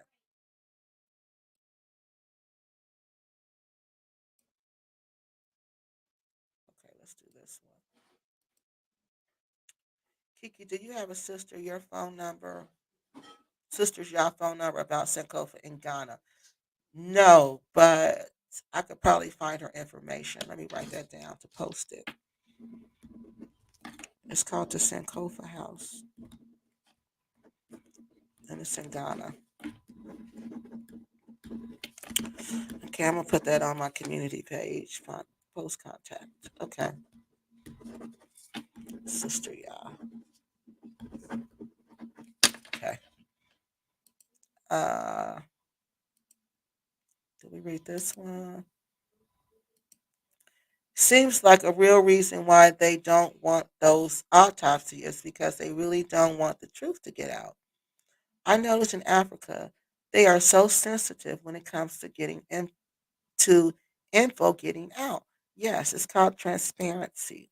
They're just not used to. They don't.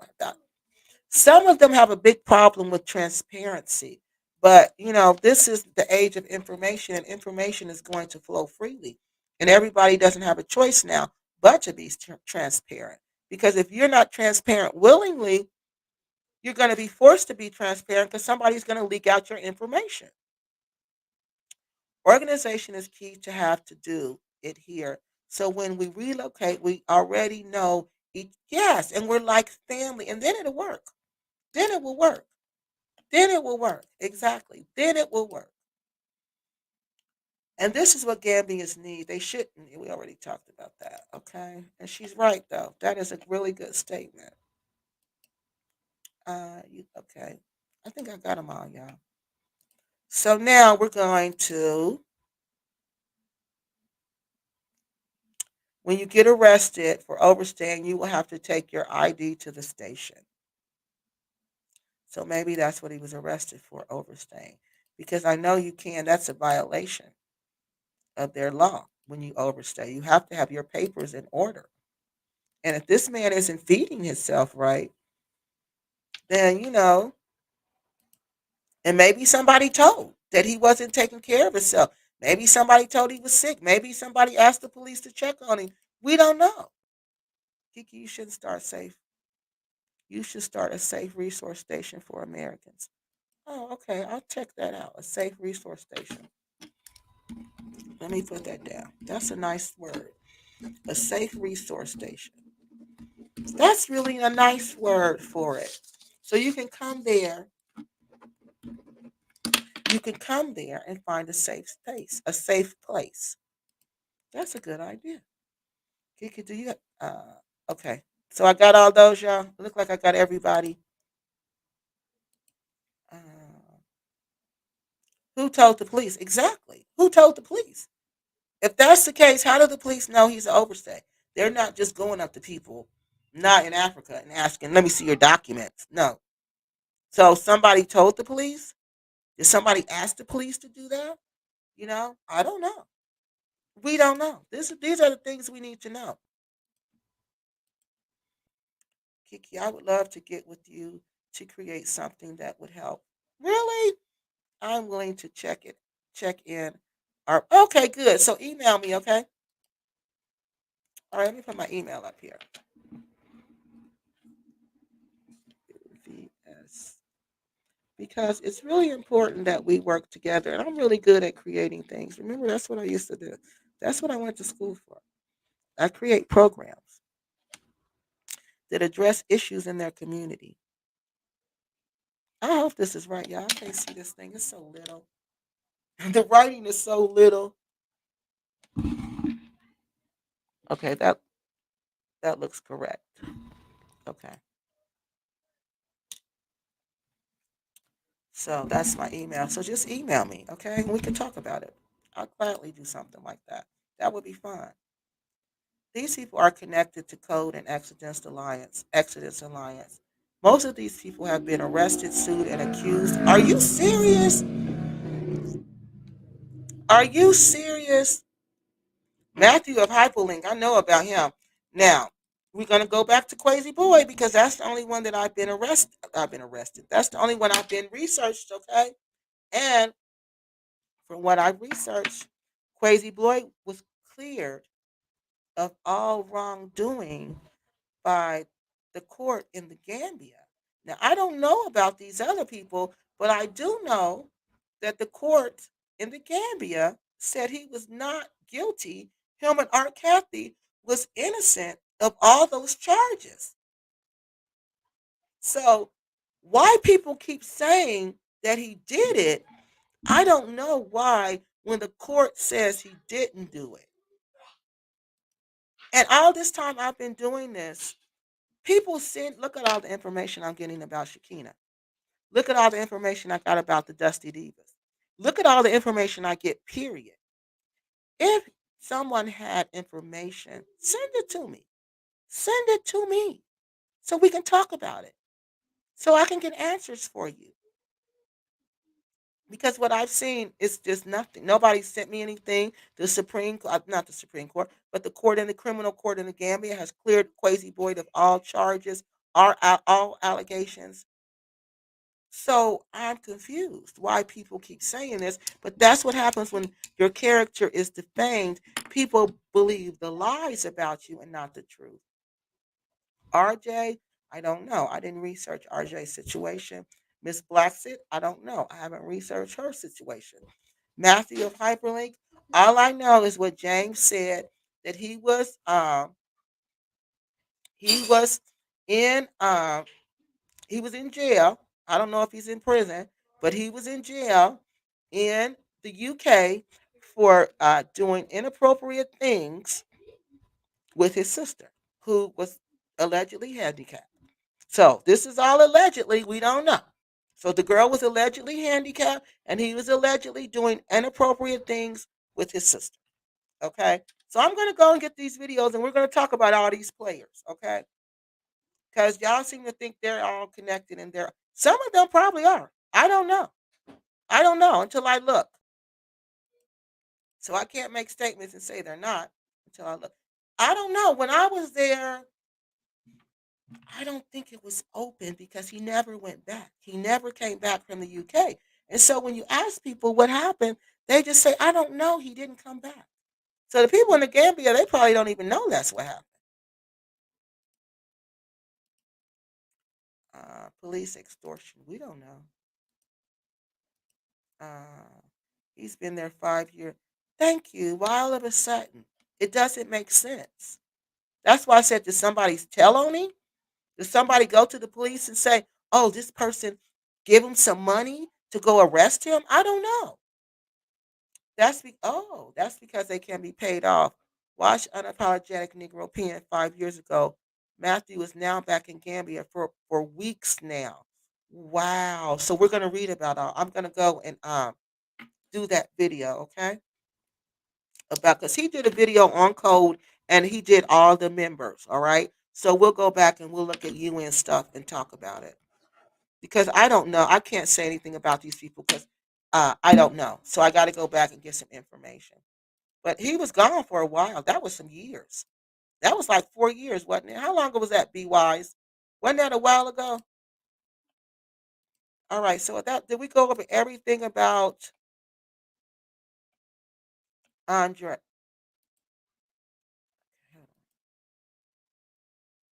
Thanks for highlighting this issue of the passings taking people's place in the Gambia, taking place in the Gambia for us. So for some taking place in the Gambia for some time now. Yes, they have been. For and I'm gonna do a. You're not gonna believe. I told y'all the first president of Nigeria after they became independent. His daughter passed away in the Gambia. 49 years old, 2008. And then the next year, look, Louisa passes away in the Gambia, 49 years old. What is going on? That's what I'm saying. This is not nothing new. This is just now being highlighted. Highlighted. The information is now being shared. That's why it's imperative that these autopsies be done. It was 3 years. So, yep, it's been 3 years. Someone else passed away. Hey, Harmony. Yep. How you doing, Harmony? Please tell everybody I said hi, especially my favorite person, Duke. Um, yeah, Harmony. It was a man named Andre. Did you know him? They called him Hamza. That was his name. It was sad. We don't know what happened to him. It's terrible. Okay, thanks 3 years, and he fell sick all of a sudden. See, no, he's been in Gambia for 5 years. He's been in Gambia for 5 years. But remember, Quasi said when we let's look at the picture, y'all. I looked at the picture too. And the picture, he looked sick. He didn't look healthy, y'all. He didn't look like he did in that video. So hold on, let's go look at the picture on my community channel. Let's just look at the picture. It's right here. Let's look at this picture. Now see, look how thin his face done got. See, look at him here. He don't he wait a minute. I'm trying to get it to show smaller than that. But we're going to do it like that. But look at that. Look at his face. That ain't good. Look how slim. Look how sunken in his cheeks are. Look it up here. Look at this. Look at that. Look at how narrow his face is now. That don't look like the man we saw in that video. His eyes don't even look the same. That man in that video had brownish color, bright eyes. His eyes look dark. They don't even look the same. I think this man was sick. I think he was sick, but what is that to say that's what took him up out of here? We don't know. There's a lot of things that need to be there's a lot of questions that need to be answered. That's what we're saying. And these questions cannot be answered unless there's an autopsy and a doc screen done. They cannot. Lord, yes, it's too Lord, this is too much. Your favorite person. Oh, Diddy, I'm so glad. Tell him I said hi. And I wish them the best. I'm so happy. I feel better now because I was worried. I was worried, but now I feel better. My heart breaks for these families. I know. Mine does too. We just got to pray, y'all. We got to pray and keep doing what we're doing. We got to keep getting the word out and we just got to keep praying, okay? And that God reveal the truth. Because God will reveal the truth. You see. You see, He's revealing the truth in time. Yes, he was from the UK. You can't all dark will always be revealed. Yeah, he fell sick. But see in that picture, y'all, he didn't look healthy to me in that picture. Yeah. Yeah. Welcome back, Duke. We're glad you're back. Uh he looks familiar to us, but can't say for sure if we knew him. Yeah, this is really sad. So the sister, I don't know if she's gonna go get him. We're gonna keep looking for information about Hamza because we don't know, and this is sad. Either way it go, it's a sad, sad, sad situation.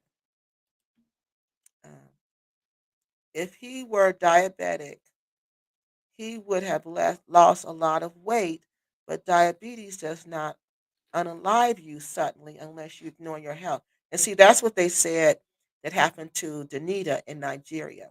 That's why her family was not trying to get any investigation done because they said she was sickly. She had diabetes and she hadn't been taking care of herself.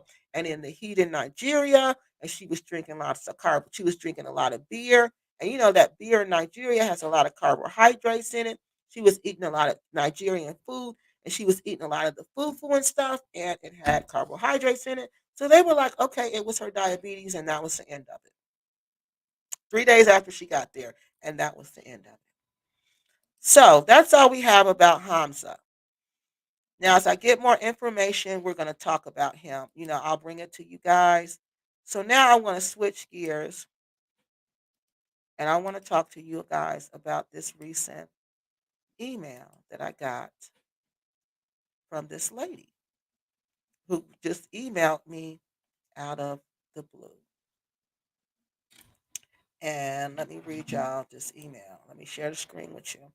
So all of a sudden, I get an email from a lady, and she tells me that she wants to share with us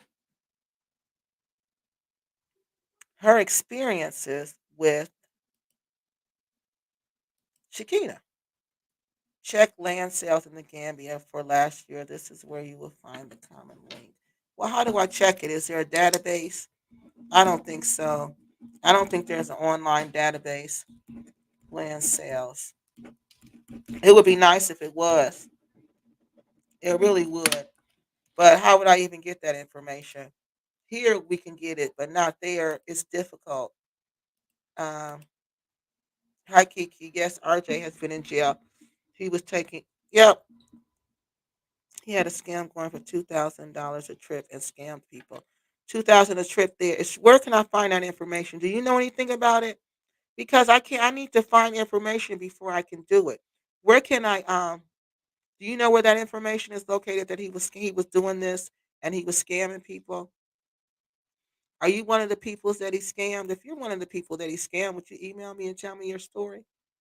Because I can only do the stories if you guys give me the information. All right. So let's talk about this email that I got about Shakina. And this was on the 15th. All right. No, it was before that. This person sent me two emails. All right. So let's go down here.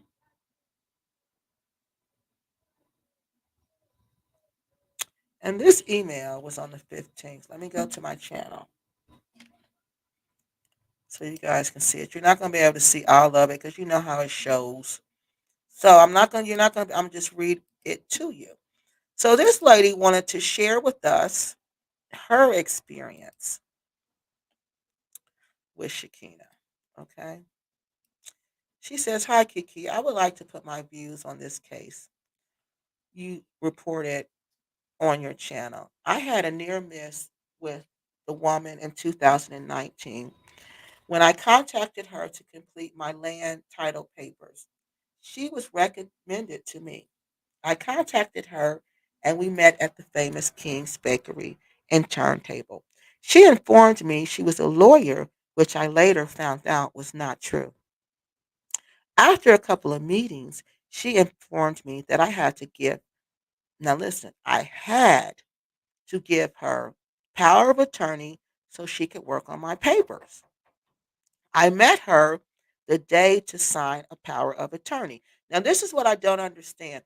If she's in the Gambia, and this lady sounds like she was in the Gambia at this time, why does why does Shakina have to get the power of attorney?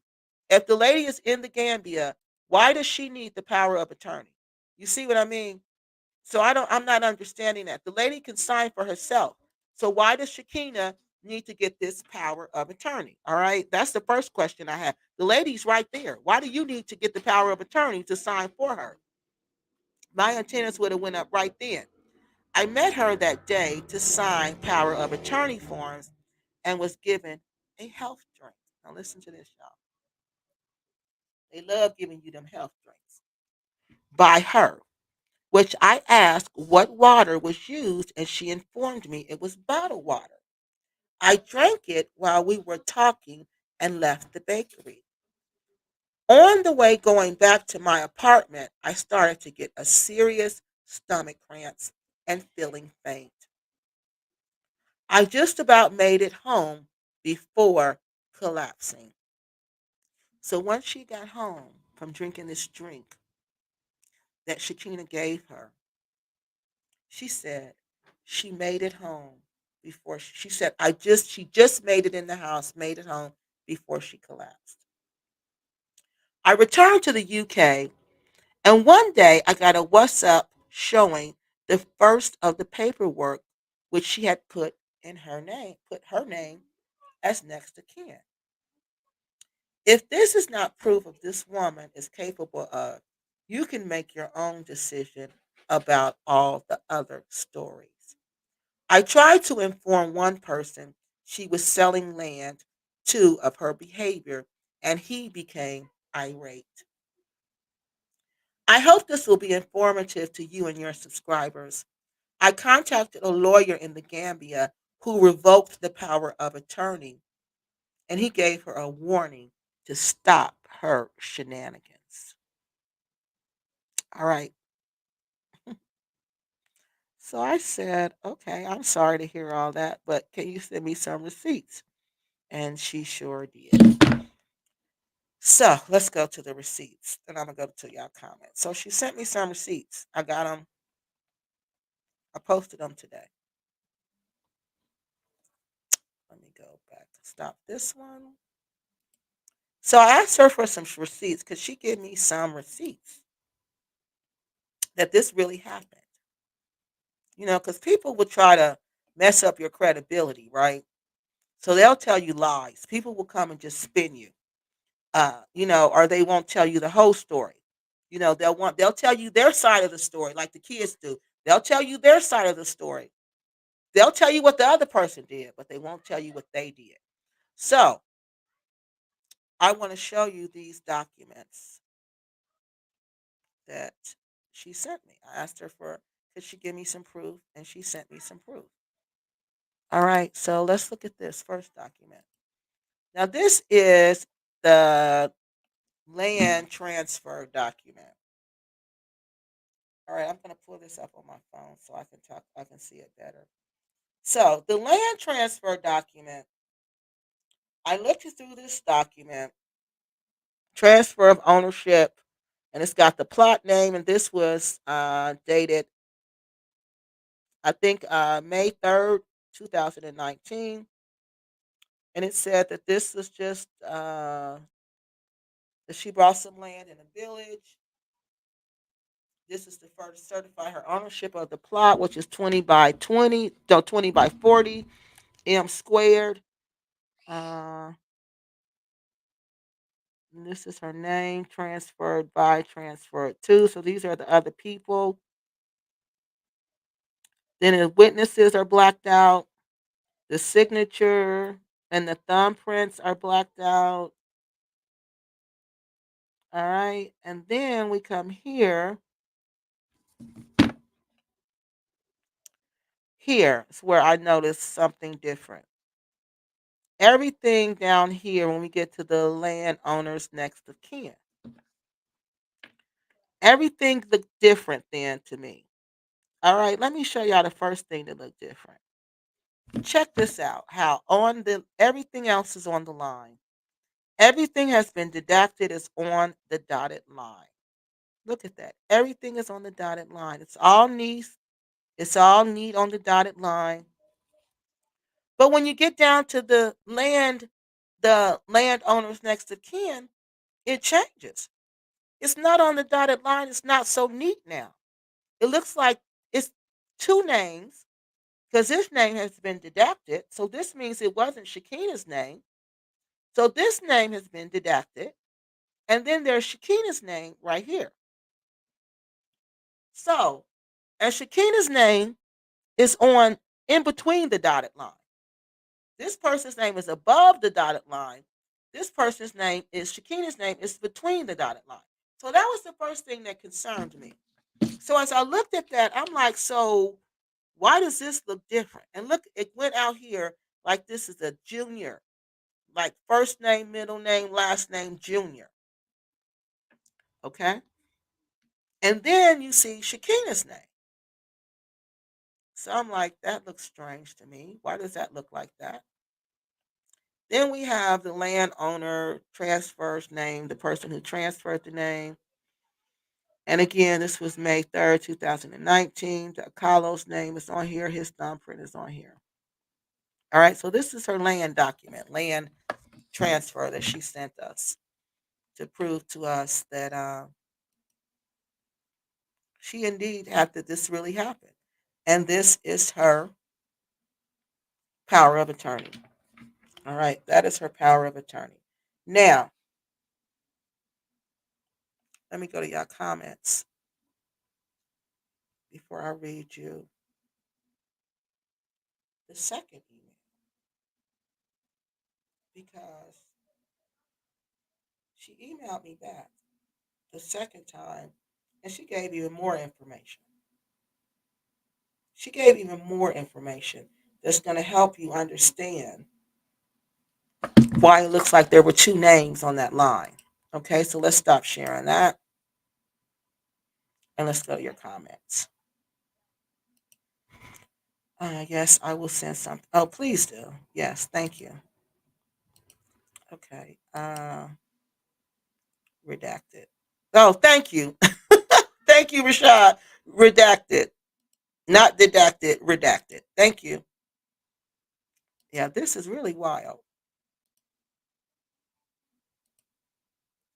Uh, yeah. So, okay. So they're saying, wow, really? Yeah, I showed y'all. So they can't, so please don't say I'm lying, people. Okay. Don't say Kiki's lying. Oh no. And was on insulin. Some of our neighbors picked some. Never die, also known as moringa. And she has an, oh, thank God. Thank God. Okay, that's good news. Okay, I'm glad to hear that. Please tell her to take care of herself. Please, and she's still there. Yeah, please tell her to please take care of herself. Okay. So is she saying that she doesn't care if Shakina was unalived because she scammed her? I pray that isn't true. Everyone should be allowed to make things right. She's right. No, that isn't justice. It isn't because the people now they've lost their money, and Harmony is right because the people they don't have any recourse. These people lost money, they lost land. Y'all saw was it 2 weeks ago when we did that story where the people were saying that they 12 people were just in that one group were saying they lost their money, they lost their land, they don't got it, they don't have anything now. Who do they go to now? At least when Shakina was here, they had a chance to get their money back. They had a chance for justice. Now they have none. Now they have none. And even if all this is true about Shakina, because I'm just presenting you the facts, what people are sharing with us, because they want us to know their side of the story, okay? But she's not here to say her side of the story. We saw her side of the story when she was speaking in those receipts.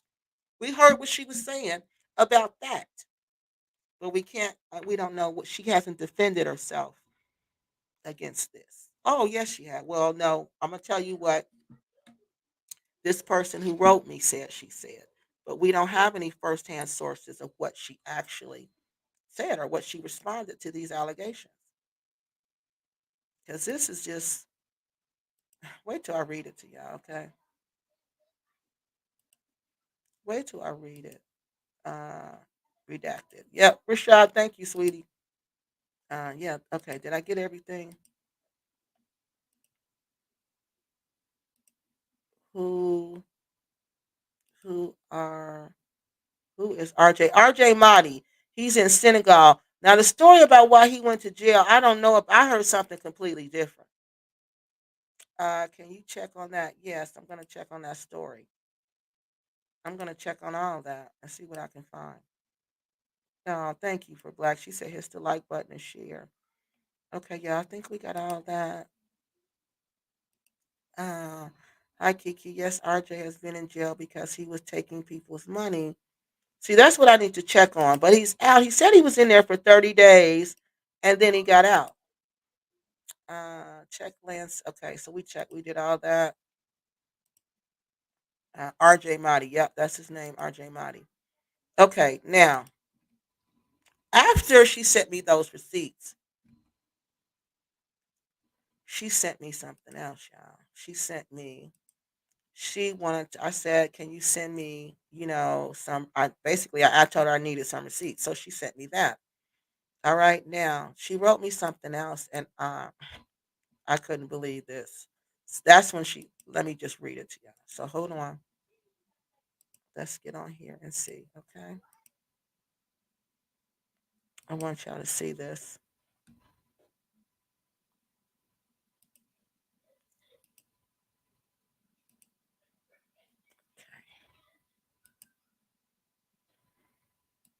Okay, so I'm gonna do what we did last time, and I'm gonna let y'all listen while I read it. Okay.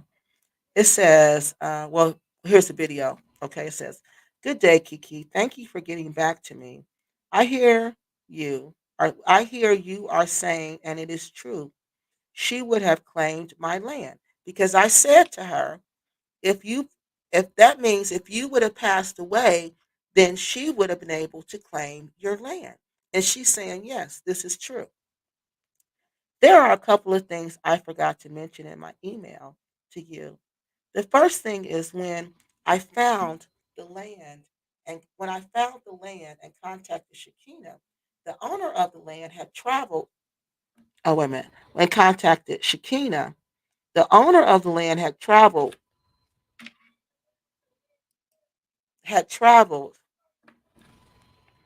and his visit traveled to visit his mother. So I left Gambia, and Shakina was in contact with the owner on my behalf. So she's saying when she found the land, the owner of the land, she was told had traveled, okay, and she couldn't meet with him before she left, so she left Shakina in charge to take care of this situation with the land on her behalf, okay. So now we have the power of attorney going into play. She says, I sent approximately £2,000 through Shakina by APS transfer as a deposit and told Shakina I was to return to the Gambia with the balance. Now, listen to this, y'all, which was £10,500 when the owner returned. So, we know this APS transfer is true because we heard Shakina say, well, we didn't hear it, we read it, where she told everybody to take the money and transfer it to her through this APS place, right? Except for the Americans, because she knew the Americans could not do that. She told us to use MoneyGram. Y'all remember that? All right. So we know this is true because we heard her say it. Not heard her say it, but you know what I mean. So she's saying, I'm going to just, when I come back to the Gambia, okay, I'm going to bring the £10,500. All right. So I don't need to transfer it to anybody. I'm going to just bring the money when I come back and give it to the owner. All right. So that sounds good to me. So I'm like, okay, that sounds good. Then she says, Shakina was insisting I do not return, but I just send the money, which made me suspicious of her. So why would Shakina insist that she doesn't return to the Gambia? Why would she tell her, you just send the money and you don't need to come back? I'll take care of it for you. So this lady is like, this doesn't sound right. This just doesn't sound right. Then she says, the next incident was when I asked her about putting my children's name on the papers. All right. So that's probably why we saw two signatures, because this lady wanted her children's name on that paper. Okay. So she put that name on there, but she put her name on there too. Because what are the chances of your children coming to the Gambia? My kids ain't coming to the Gambia. They're not doing that. They're not going to want that land. They probably don't even know about the land. They probably don't even know. Did she tell them? I mean, they sound like her kids knew because you're putting them on the land. But the other women, did their kids know? My children's names on the paperwork. She told me I would need to complete the paperwork first. Okay? So she's telling her before she can even put her name on the paperwork, she got to complete all the paperwork first before she can put the kid's name on the paperwork. Shakina held on to my papers for about 9 to 10 months. And that's what we heard before. Without completing the work, always giving me excuse. Listen to these excuses. The car broke down on the way.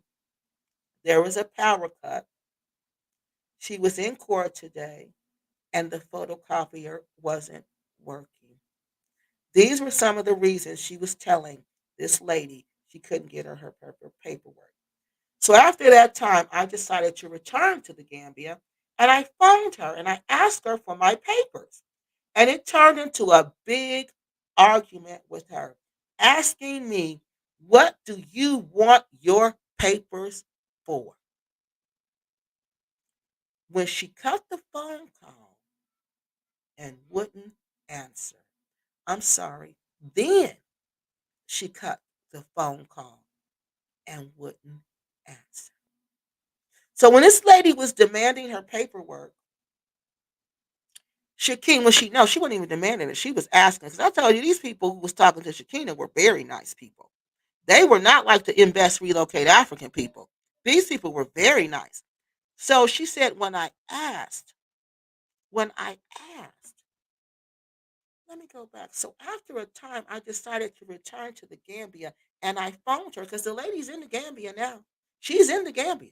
When she's calling Shakina, she's in the Gambia. She's saying, I phoned her, asking her for papers, and it turned into a big argument with her asking me, what do you want your papers for? Then she cut the phone call and wouldn't answer. Then she hung up on her and wouldn't answer. I was real angry, and I decided to take a walk down to turntable, and by coincidence bumped into Shakina, and she attempted to avoid me. I told her to hand over the papers or I would land her on her head. Y'all heard me. She said, I saw her at turntable. I took a walk down to turntable to calm down, and I just happened to see her at turntable. And I told her, either you give me my papers or you going to wind up on your head. Okay? She said, Shakina pulled them from her rucksack. And when I looked at the paper, it had a coffee stain on it. This was my experience with this woman.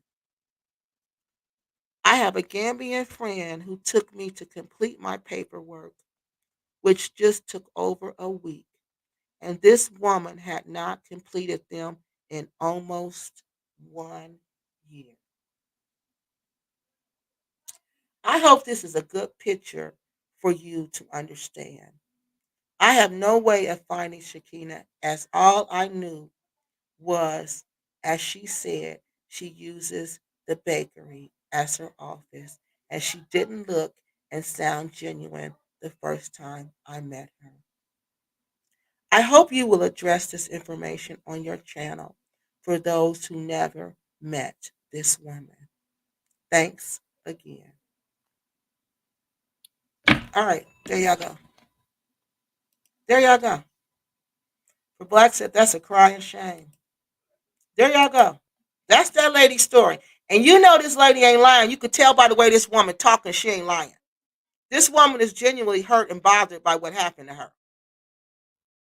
The Pan African movement takes up a collection to establish a health and welfare care center in the Gambia for returning diaspora staffing by qualified medical workers. That would be so nice if they did that. That would be wonderful. That would be truly wonderful. Yeah. Yeah, dang. Yeah, Neil. Dang. Hey, Fullback. Hey, Neil. How you doing? Yeah. So, what y'all got to say about that? So before you start saying, "Oh, Kiki, you're lying," "Oh, Kiki, you're speaking ill of the dead," I'm not doing any of that. I'm sharing people's experience. Everybody has a right to be heard. These people feel like they've been wronged by her, and I'm sorry about that. But they have a right to be heard, and I'm going to give them the opportunity to be heard on my channel. I sure am. I'm going to give them a voice. It's all yes. Everything will be revealed in time. Everything. Everything will be revealed in time. And you see, everything is slowly being revealed in time. So this lady got her land. Yes, it sounds like it. It sounds like she did. I guess I don't want to believe the accusations about Shakina. I don't either. But since there isn't work in the Gambia, people might have gotten desperate for money. I am still hoping this is all a misunderstanding. I am too. Just like I told you, I met this lady. And I'm sitting there and I'm hoping that this lady wasn't just talking to me and being nice to me because she wanted to throw me off guard, because Quasi told her who I am. Quasi always, that's one thing about him. He always tells people who I am, he always tells people what I do. So she knew. And she might have even watched the videos. I don't know. But now, was she just being nice to me because she didn't want me to suspect anything? Because she was very nice to me. She looked like an angel. She looked like she had just came there to save these people. That's why when I found out about this, I was so devastated. And then when people were coming on here saying this lady scammed so many people, I was so upset because I'm like, how can you say this about somebody who's helping so many people? And then lo and behold, people start telling me their truths. One person stepped up, then another person stepped up, then another person stepped up. People were in the comments section starting to reveal their truths because people are truly scared in the Gambia because they don't want to be on this blackball list. They don't want to be talked about. So I want my place to be a safe place where they can go. Tell me, I'll tell them. Tell me what you want to be said. I will say it for you gladly. You just can't tell me no lies because I'm going to figure that out. So, yeah, this was her story. And I believe everything she's saying. I believe everything this lady is saying. Gambia must be thinking we're all money hungry. Yeah, because there's no jobs over there, like he said. Here you can just go get another part-time job to supplement your income, or you can always go back in the workforce and get another job. Was there any actual land or just fraudulent paperwork? No, it seems like it was land because she said somebody went and her Gambian friend took her to someone and they helped her complete the paperwork and they did it within a week. So it sounds like there was actually land, but she did get the paperwork. She knew you're smart. That's why criminals like to keep smart people off guard. Yeah, because she did. She did. She really did. Because I'm sitting there like blown away by everything she's doing for the people in the Gambia. And then I find out this. And y'all see, when the first time the person told me, I was like, no, how do you know that's true? Because I didn't believe it. I didn't believe it. I did not believe it. And I'm just like,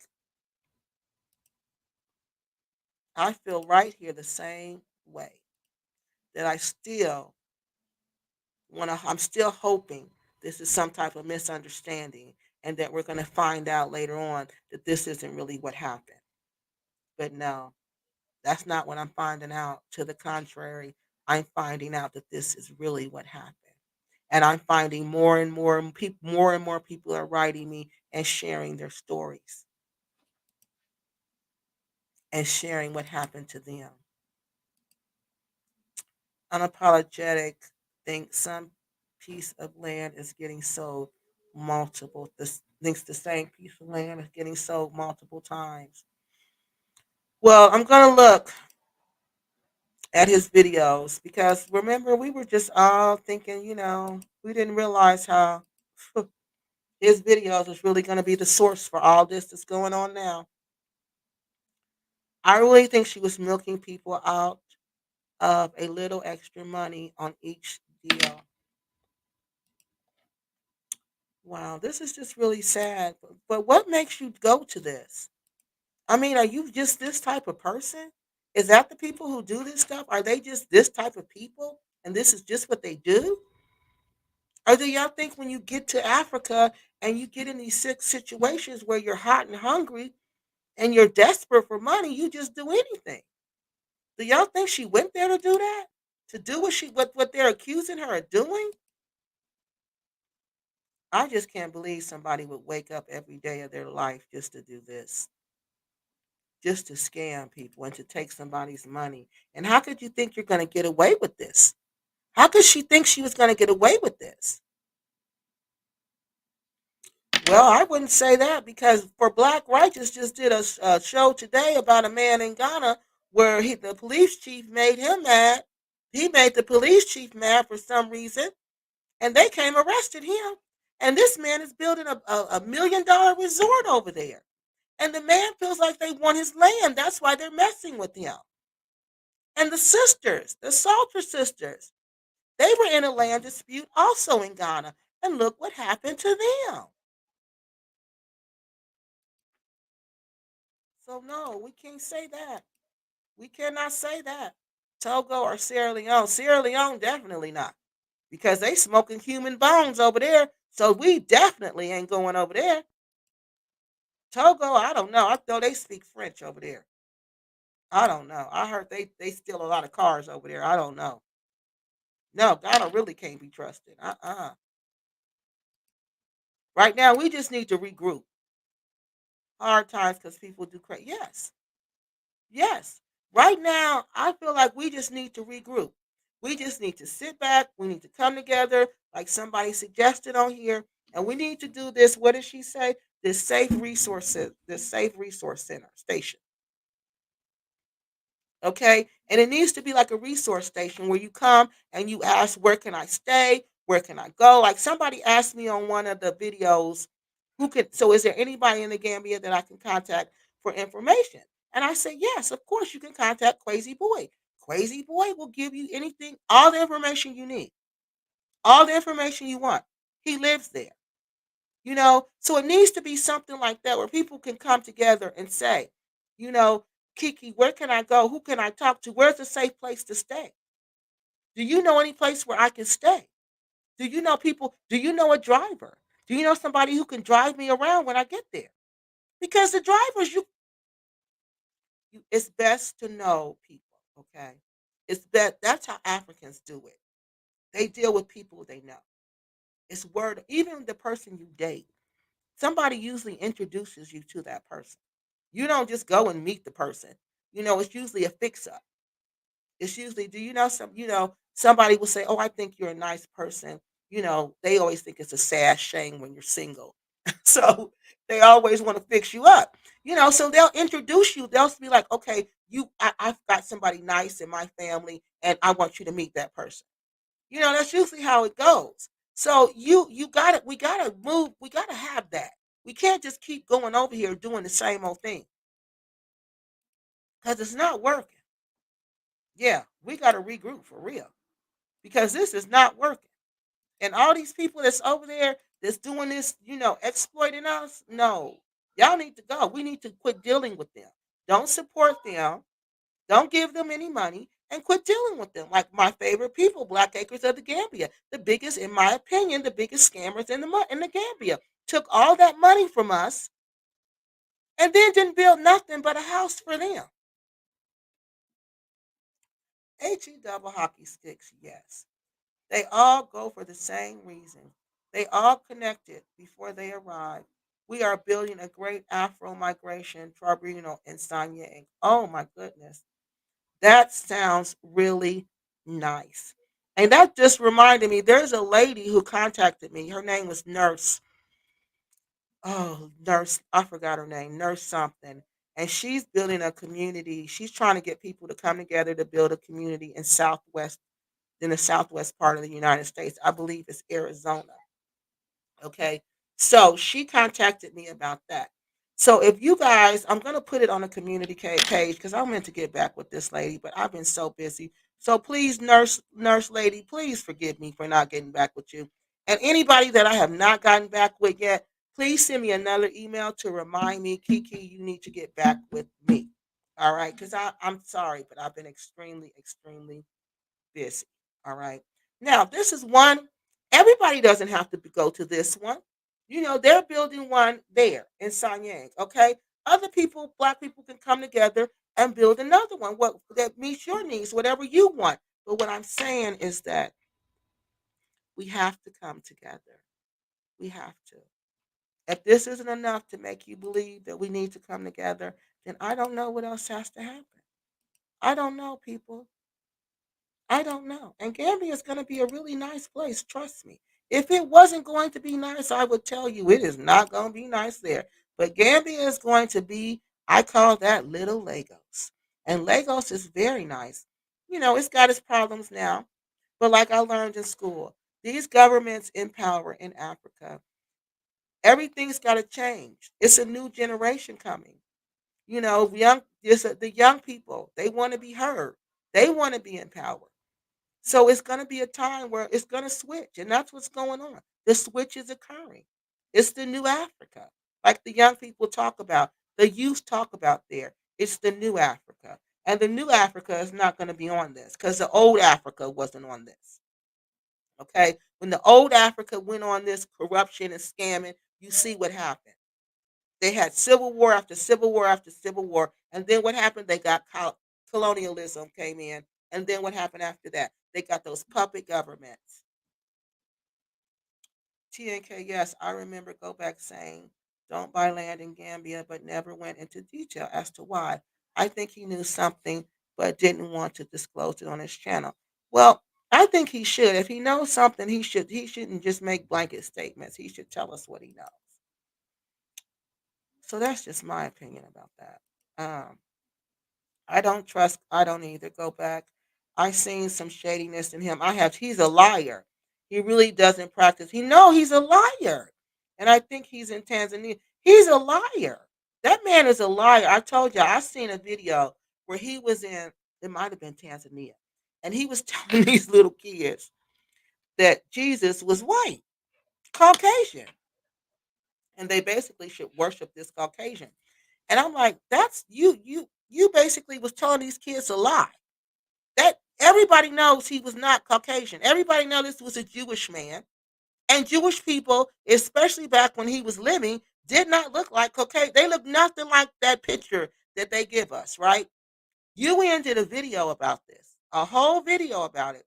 Do y'all know he said, I was telling somebody about that on his channel in the comment section. Do you know he said I was lying and he deleted my video? I don't know whether he blocked me or not. No, I don't think he blocked me. But he deleted not the video. He deleted my comment because he didn't want people to know. Whenever you reveal the truth about him, he'll delete that. So I mean, these people who watch him, I don't understand how. They must don't follow him for real, for real. Because if you follow him, you'll see where he contradicts himself. The problem I see is if we plan on moving to Africa, we need to make sure we have money. Yes, coming to coming in at a consistent base. You do. You have to. You have to. You have to. And Africa is expensive, and we need to quit saying that lie. Hey, Jackie, that it's not expensive because that's a complete lie. It is expensive. Every place is expensive now. All right, y'all. I was supposed to talk about something else tonight. James, he brought a condo. He might have. I don't know. I don't watch him. I was supposed. That's all I got now. Let me end this about Shakina. That's all I have now about Shakina. If I get more, I will bring it to you guys. If not, as I get information, I'll put it out there. But that's all I have now. And that series of emails were extremely disturbing to me. Extremely disturbing. Because like I said, I haven't had anything that says that what we've been hearing isn't true. Yes. The first president of Nigeria, his daughter passed away in the Gambia in 2008. And I was like, what? They told me her name in the comment section. Somebody asked me had I heard her. And I was like, no. So I looked it up and it said she was the first president of Nigeria. She was his daughter. She lived in the UK and she came to the Gambia to live. I think she was living in the Gambia and she passed away. That was it. There was nothing else. Nothing else. I'm like, what? How can there be nothing else? This should be big news. There should be like all kind of articles about this. So I'm going to investigate a little further and see if I can find anything. If anybody listening knows anything about it, please let me know where I can look. Give me some leads because when I'm looking, I'm not finding anything. And I'm like, something, I know something's wrong here because there's no way the first president of Nigeria, after they got their independence, there's no way his daughter could pass away in the Gambia in 2008. This is recent history. She's only 49 years old and nobody says anything about it. There's no articles, there's no nothing. No, we need to check that out a little further, people. So I'm checking it out to see what I can find out. Okay. So yeah, he was in Thailand. Him and his wife. Remember, because he was commenting about his wife being mad because those Thailand women were looking at him. Caucasian Jesus hid in ancient Egypt with Herod was looking for him. Yeah, they said he was Caucasian. Thank you. He was telling him the kids that that picture was real, and I couldn't even believe it. I was like, everybody know that ain't real. Hey, JC. All right, JC, we are done for the night. Oh, we did 2 hours and 24 minutes. Good. So what I'm gonna do now, I'm gonna split these videos up, okay? So there'll be one about Hamza and then there'll be one about Shakina, okay? Because some people don't want to watch 2 hours worth of it live. They don't have time. So I'm gonna split that up, okay, like I did the other video. So you can and then plus I like for each person to have their own video. So Hamza needs his own video and Shakina's she can go with the rest of her videos. Okay. So people who's interested in Shakina can just go and continually watch videos about her. And if they want to find out about Hamza, they'll have that video about him. All right. So again, if you have more information you want to share with me about Hamza, please let me know. The picture of a white Jesus is oh Lord Jesus. Are you serious? That's horrible. Don't listen to him. I have called him. Yes, and he will just delete your comments. All right, y'all. So that's all I have for tonight. Thank you so much for spending time with me tonight and for going over all of that. And as we get more information, we will put it out. We love you, Kiki. Great love. Oh, I love you guys too. Because look, there would be no Kiki Loves Nigeria if it wasn't for you guys. So thank you.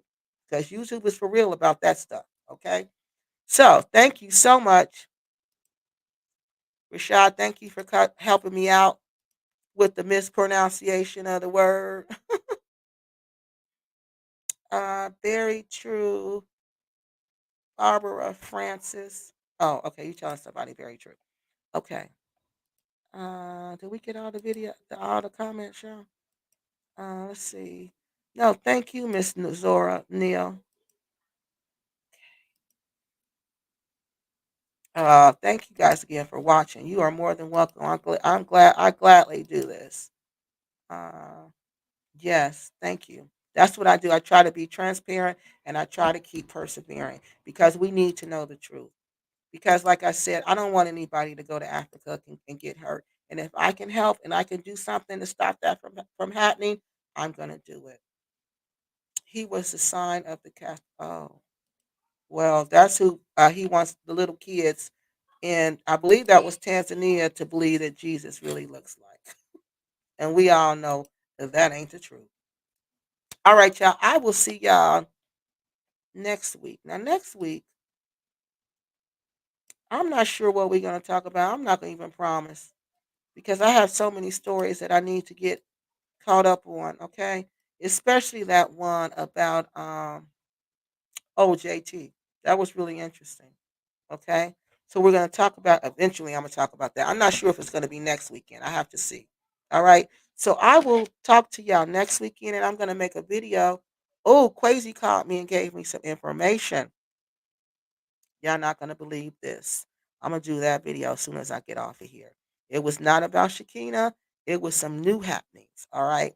So I'm gonna make a video about that. Just we're gonna let you keep you informed to let you know.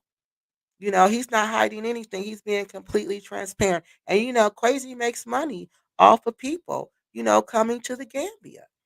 That's his job for you to come to the Gambia, for you to come there and for you to travel around and for you to, invest in Africa.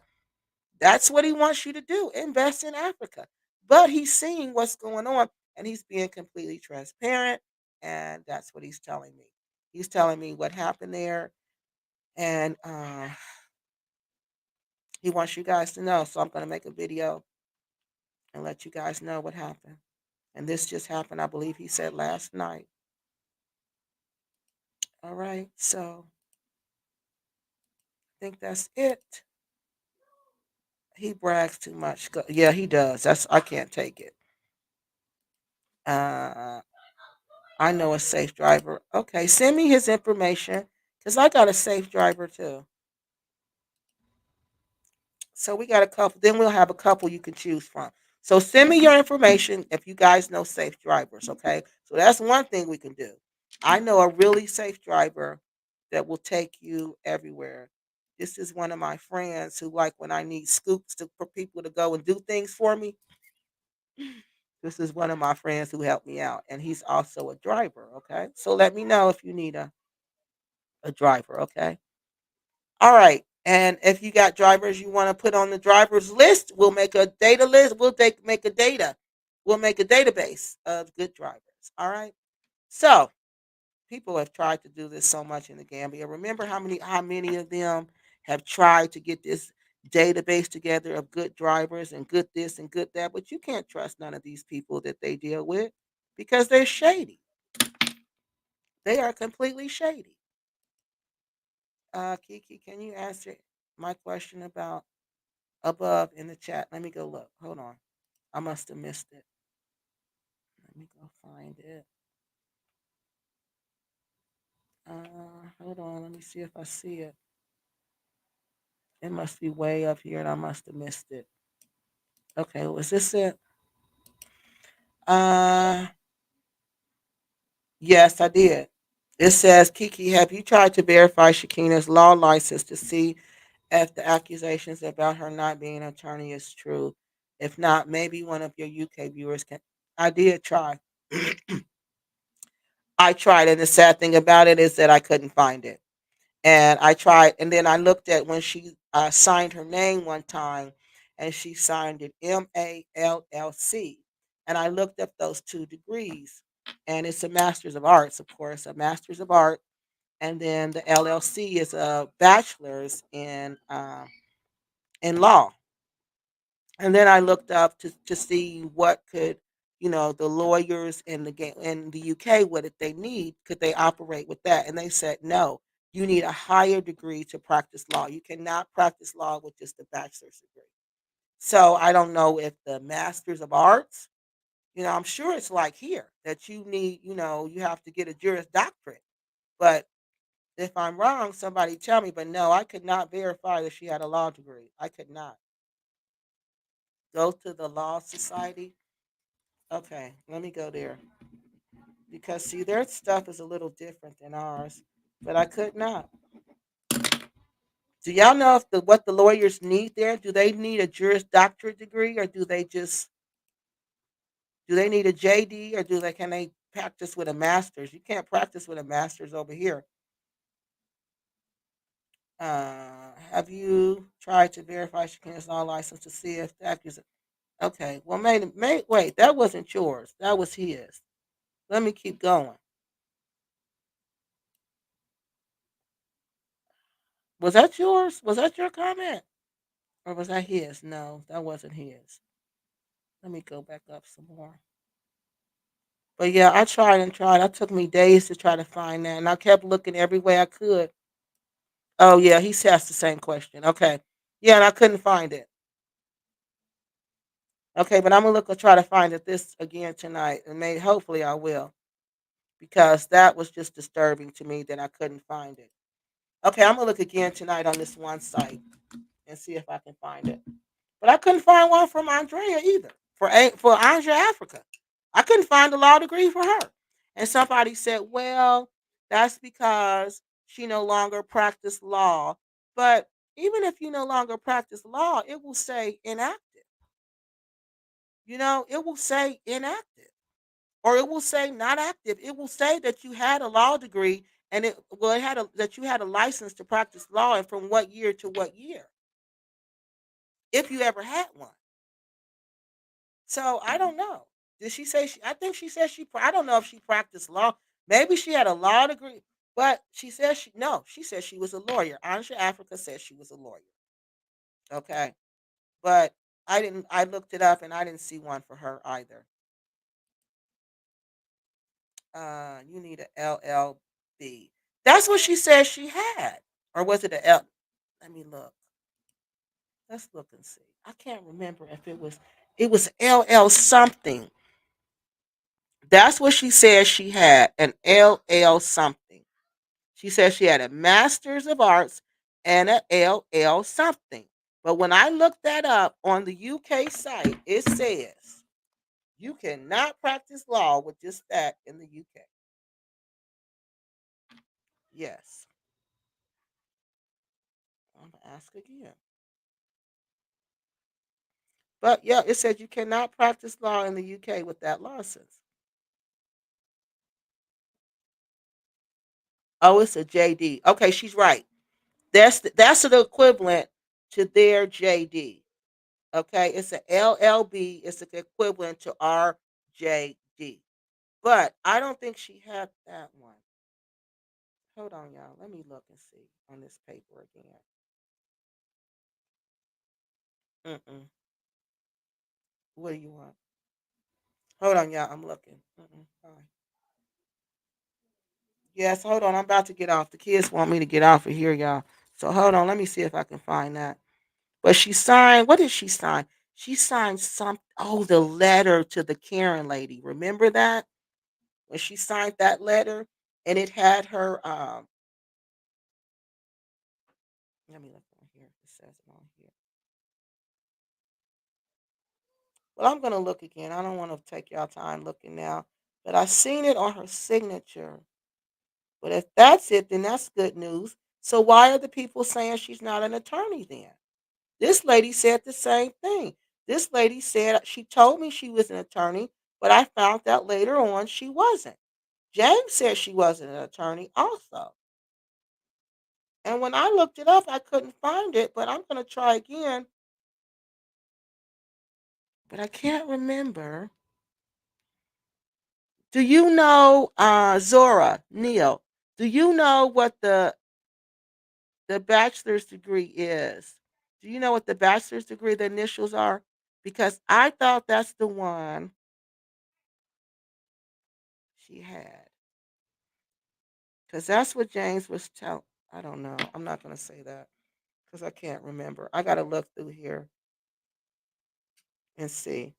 Because I looked at her signature on the paperwork, on some paperwork or some letter she wrote, and it said MA, and I can't remember if it said LLC or LLB. But anybody can put them initials on there. All right, y'all. I'm gonna get off of here and look for that because I gotta look through all of these. Greetings, everyone. Okay, no, let me get off here and look and see if I can find it. Okay, and if I find it, I'll post it.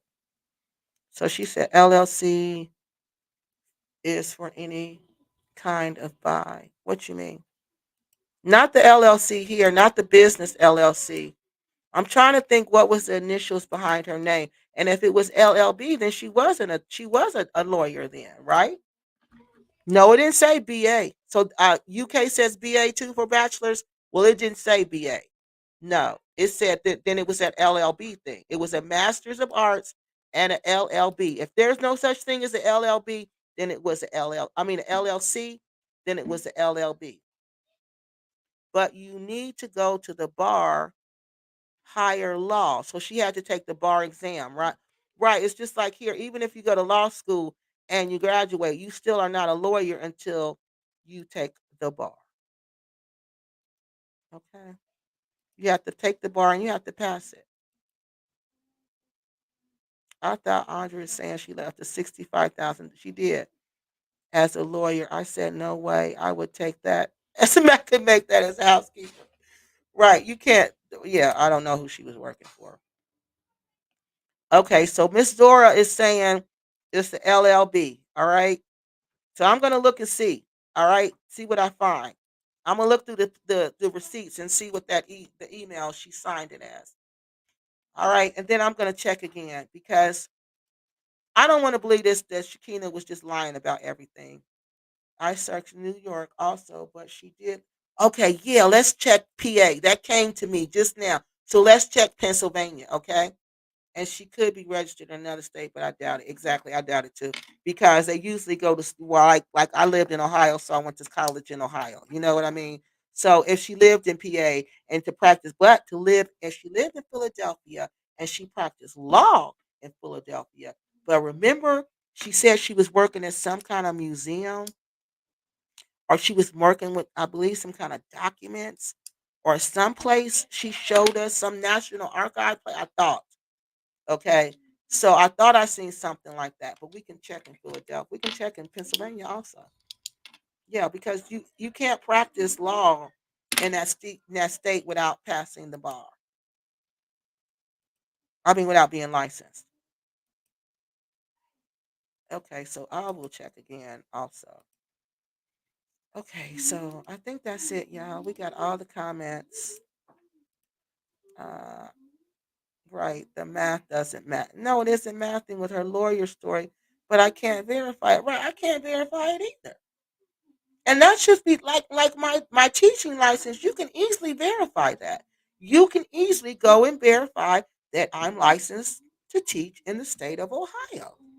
And even when I didn't teach, because I can do other things. So when I was doing local government, I was like, I don't want to teach right now, or I was doing something else and I don't want to teach right now. You can see where my license was inactive. So there's times when, and they'll say it wasn't active here, but it was active here. It wasn't active here, but it was active here. So you can see that I had a license, and then you have a license number, and you always have that license number. So I'm just confused as to that. That makes me think that that wasn't true. All right. I'll check again. Okay. Thank you, Neil. And I'm going to check again also.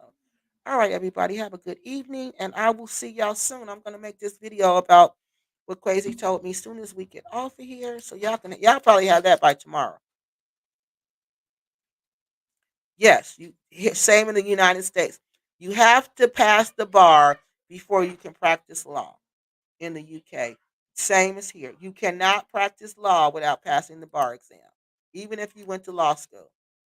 Try Pennsylvania. Yeah, we're going to try Pennsylvania. All right, everybody. Y'all have a good evening, and I will see y'all next week. Bye bye.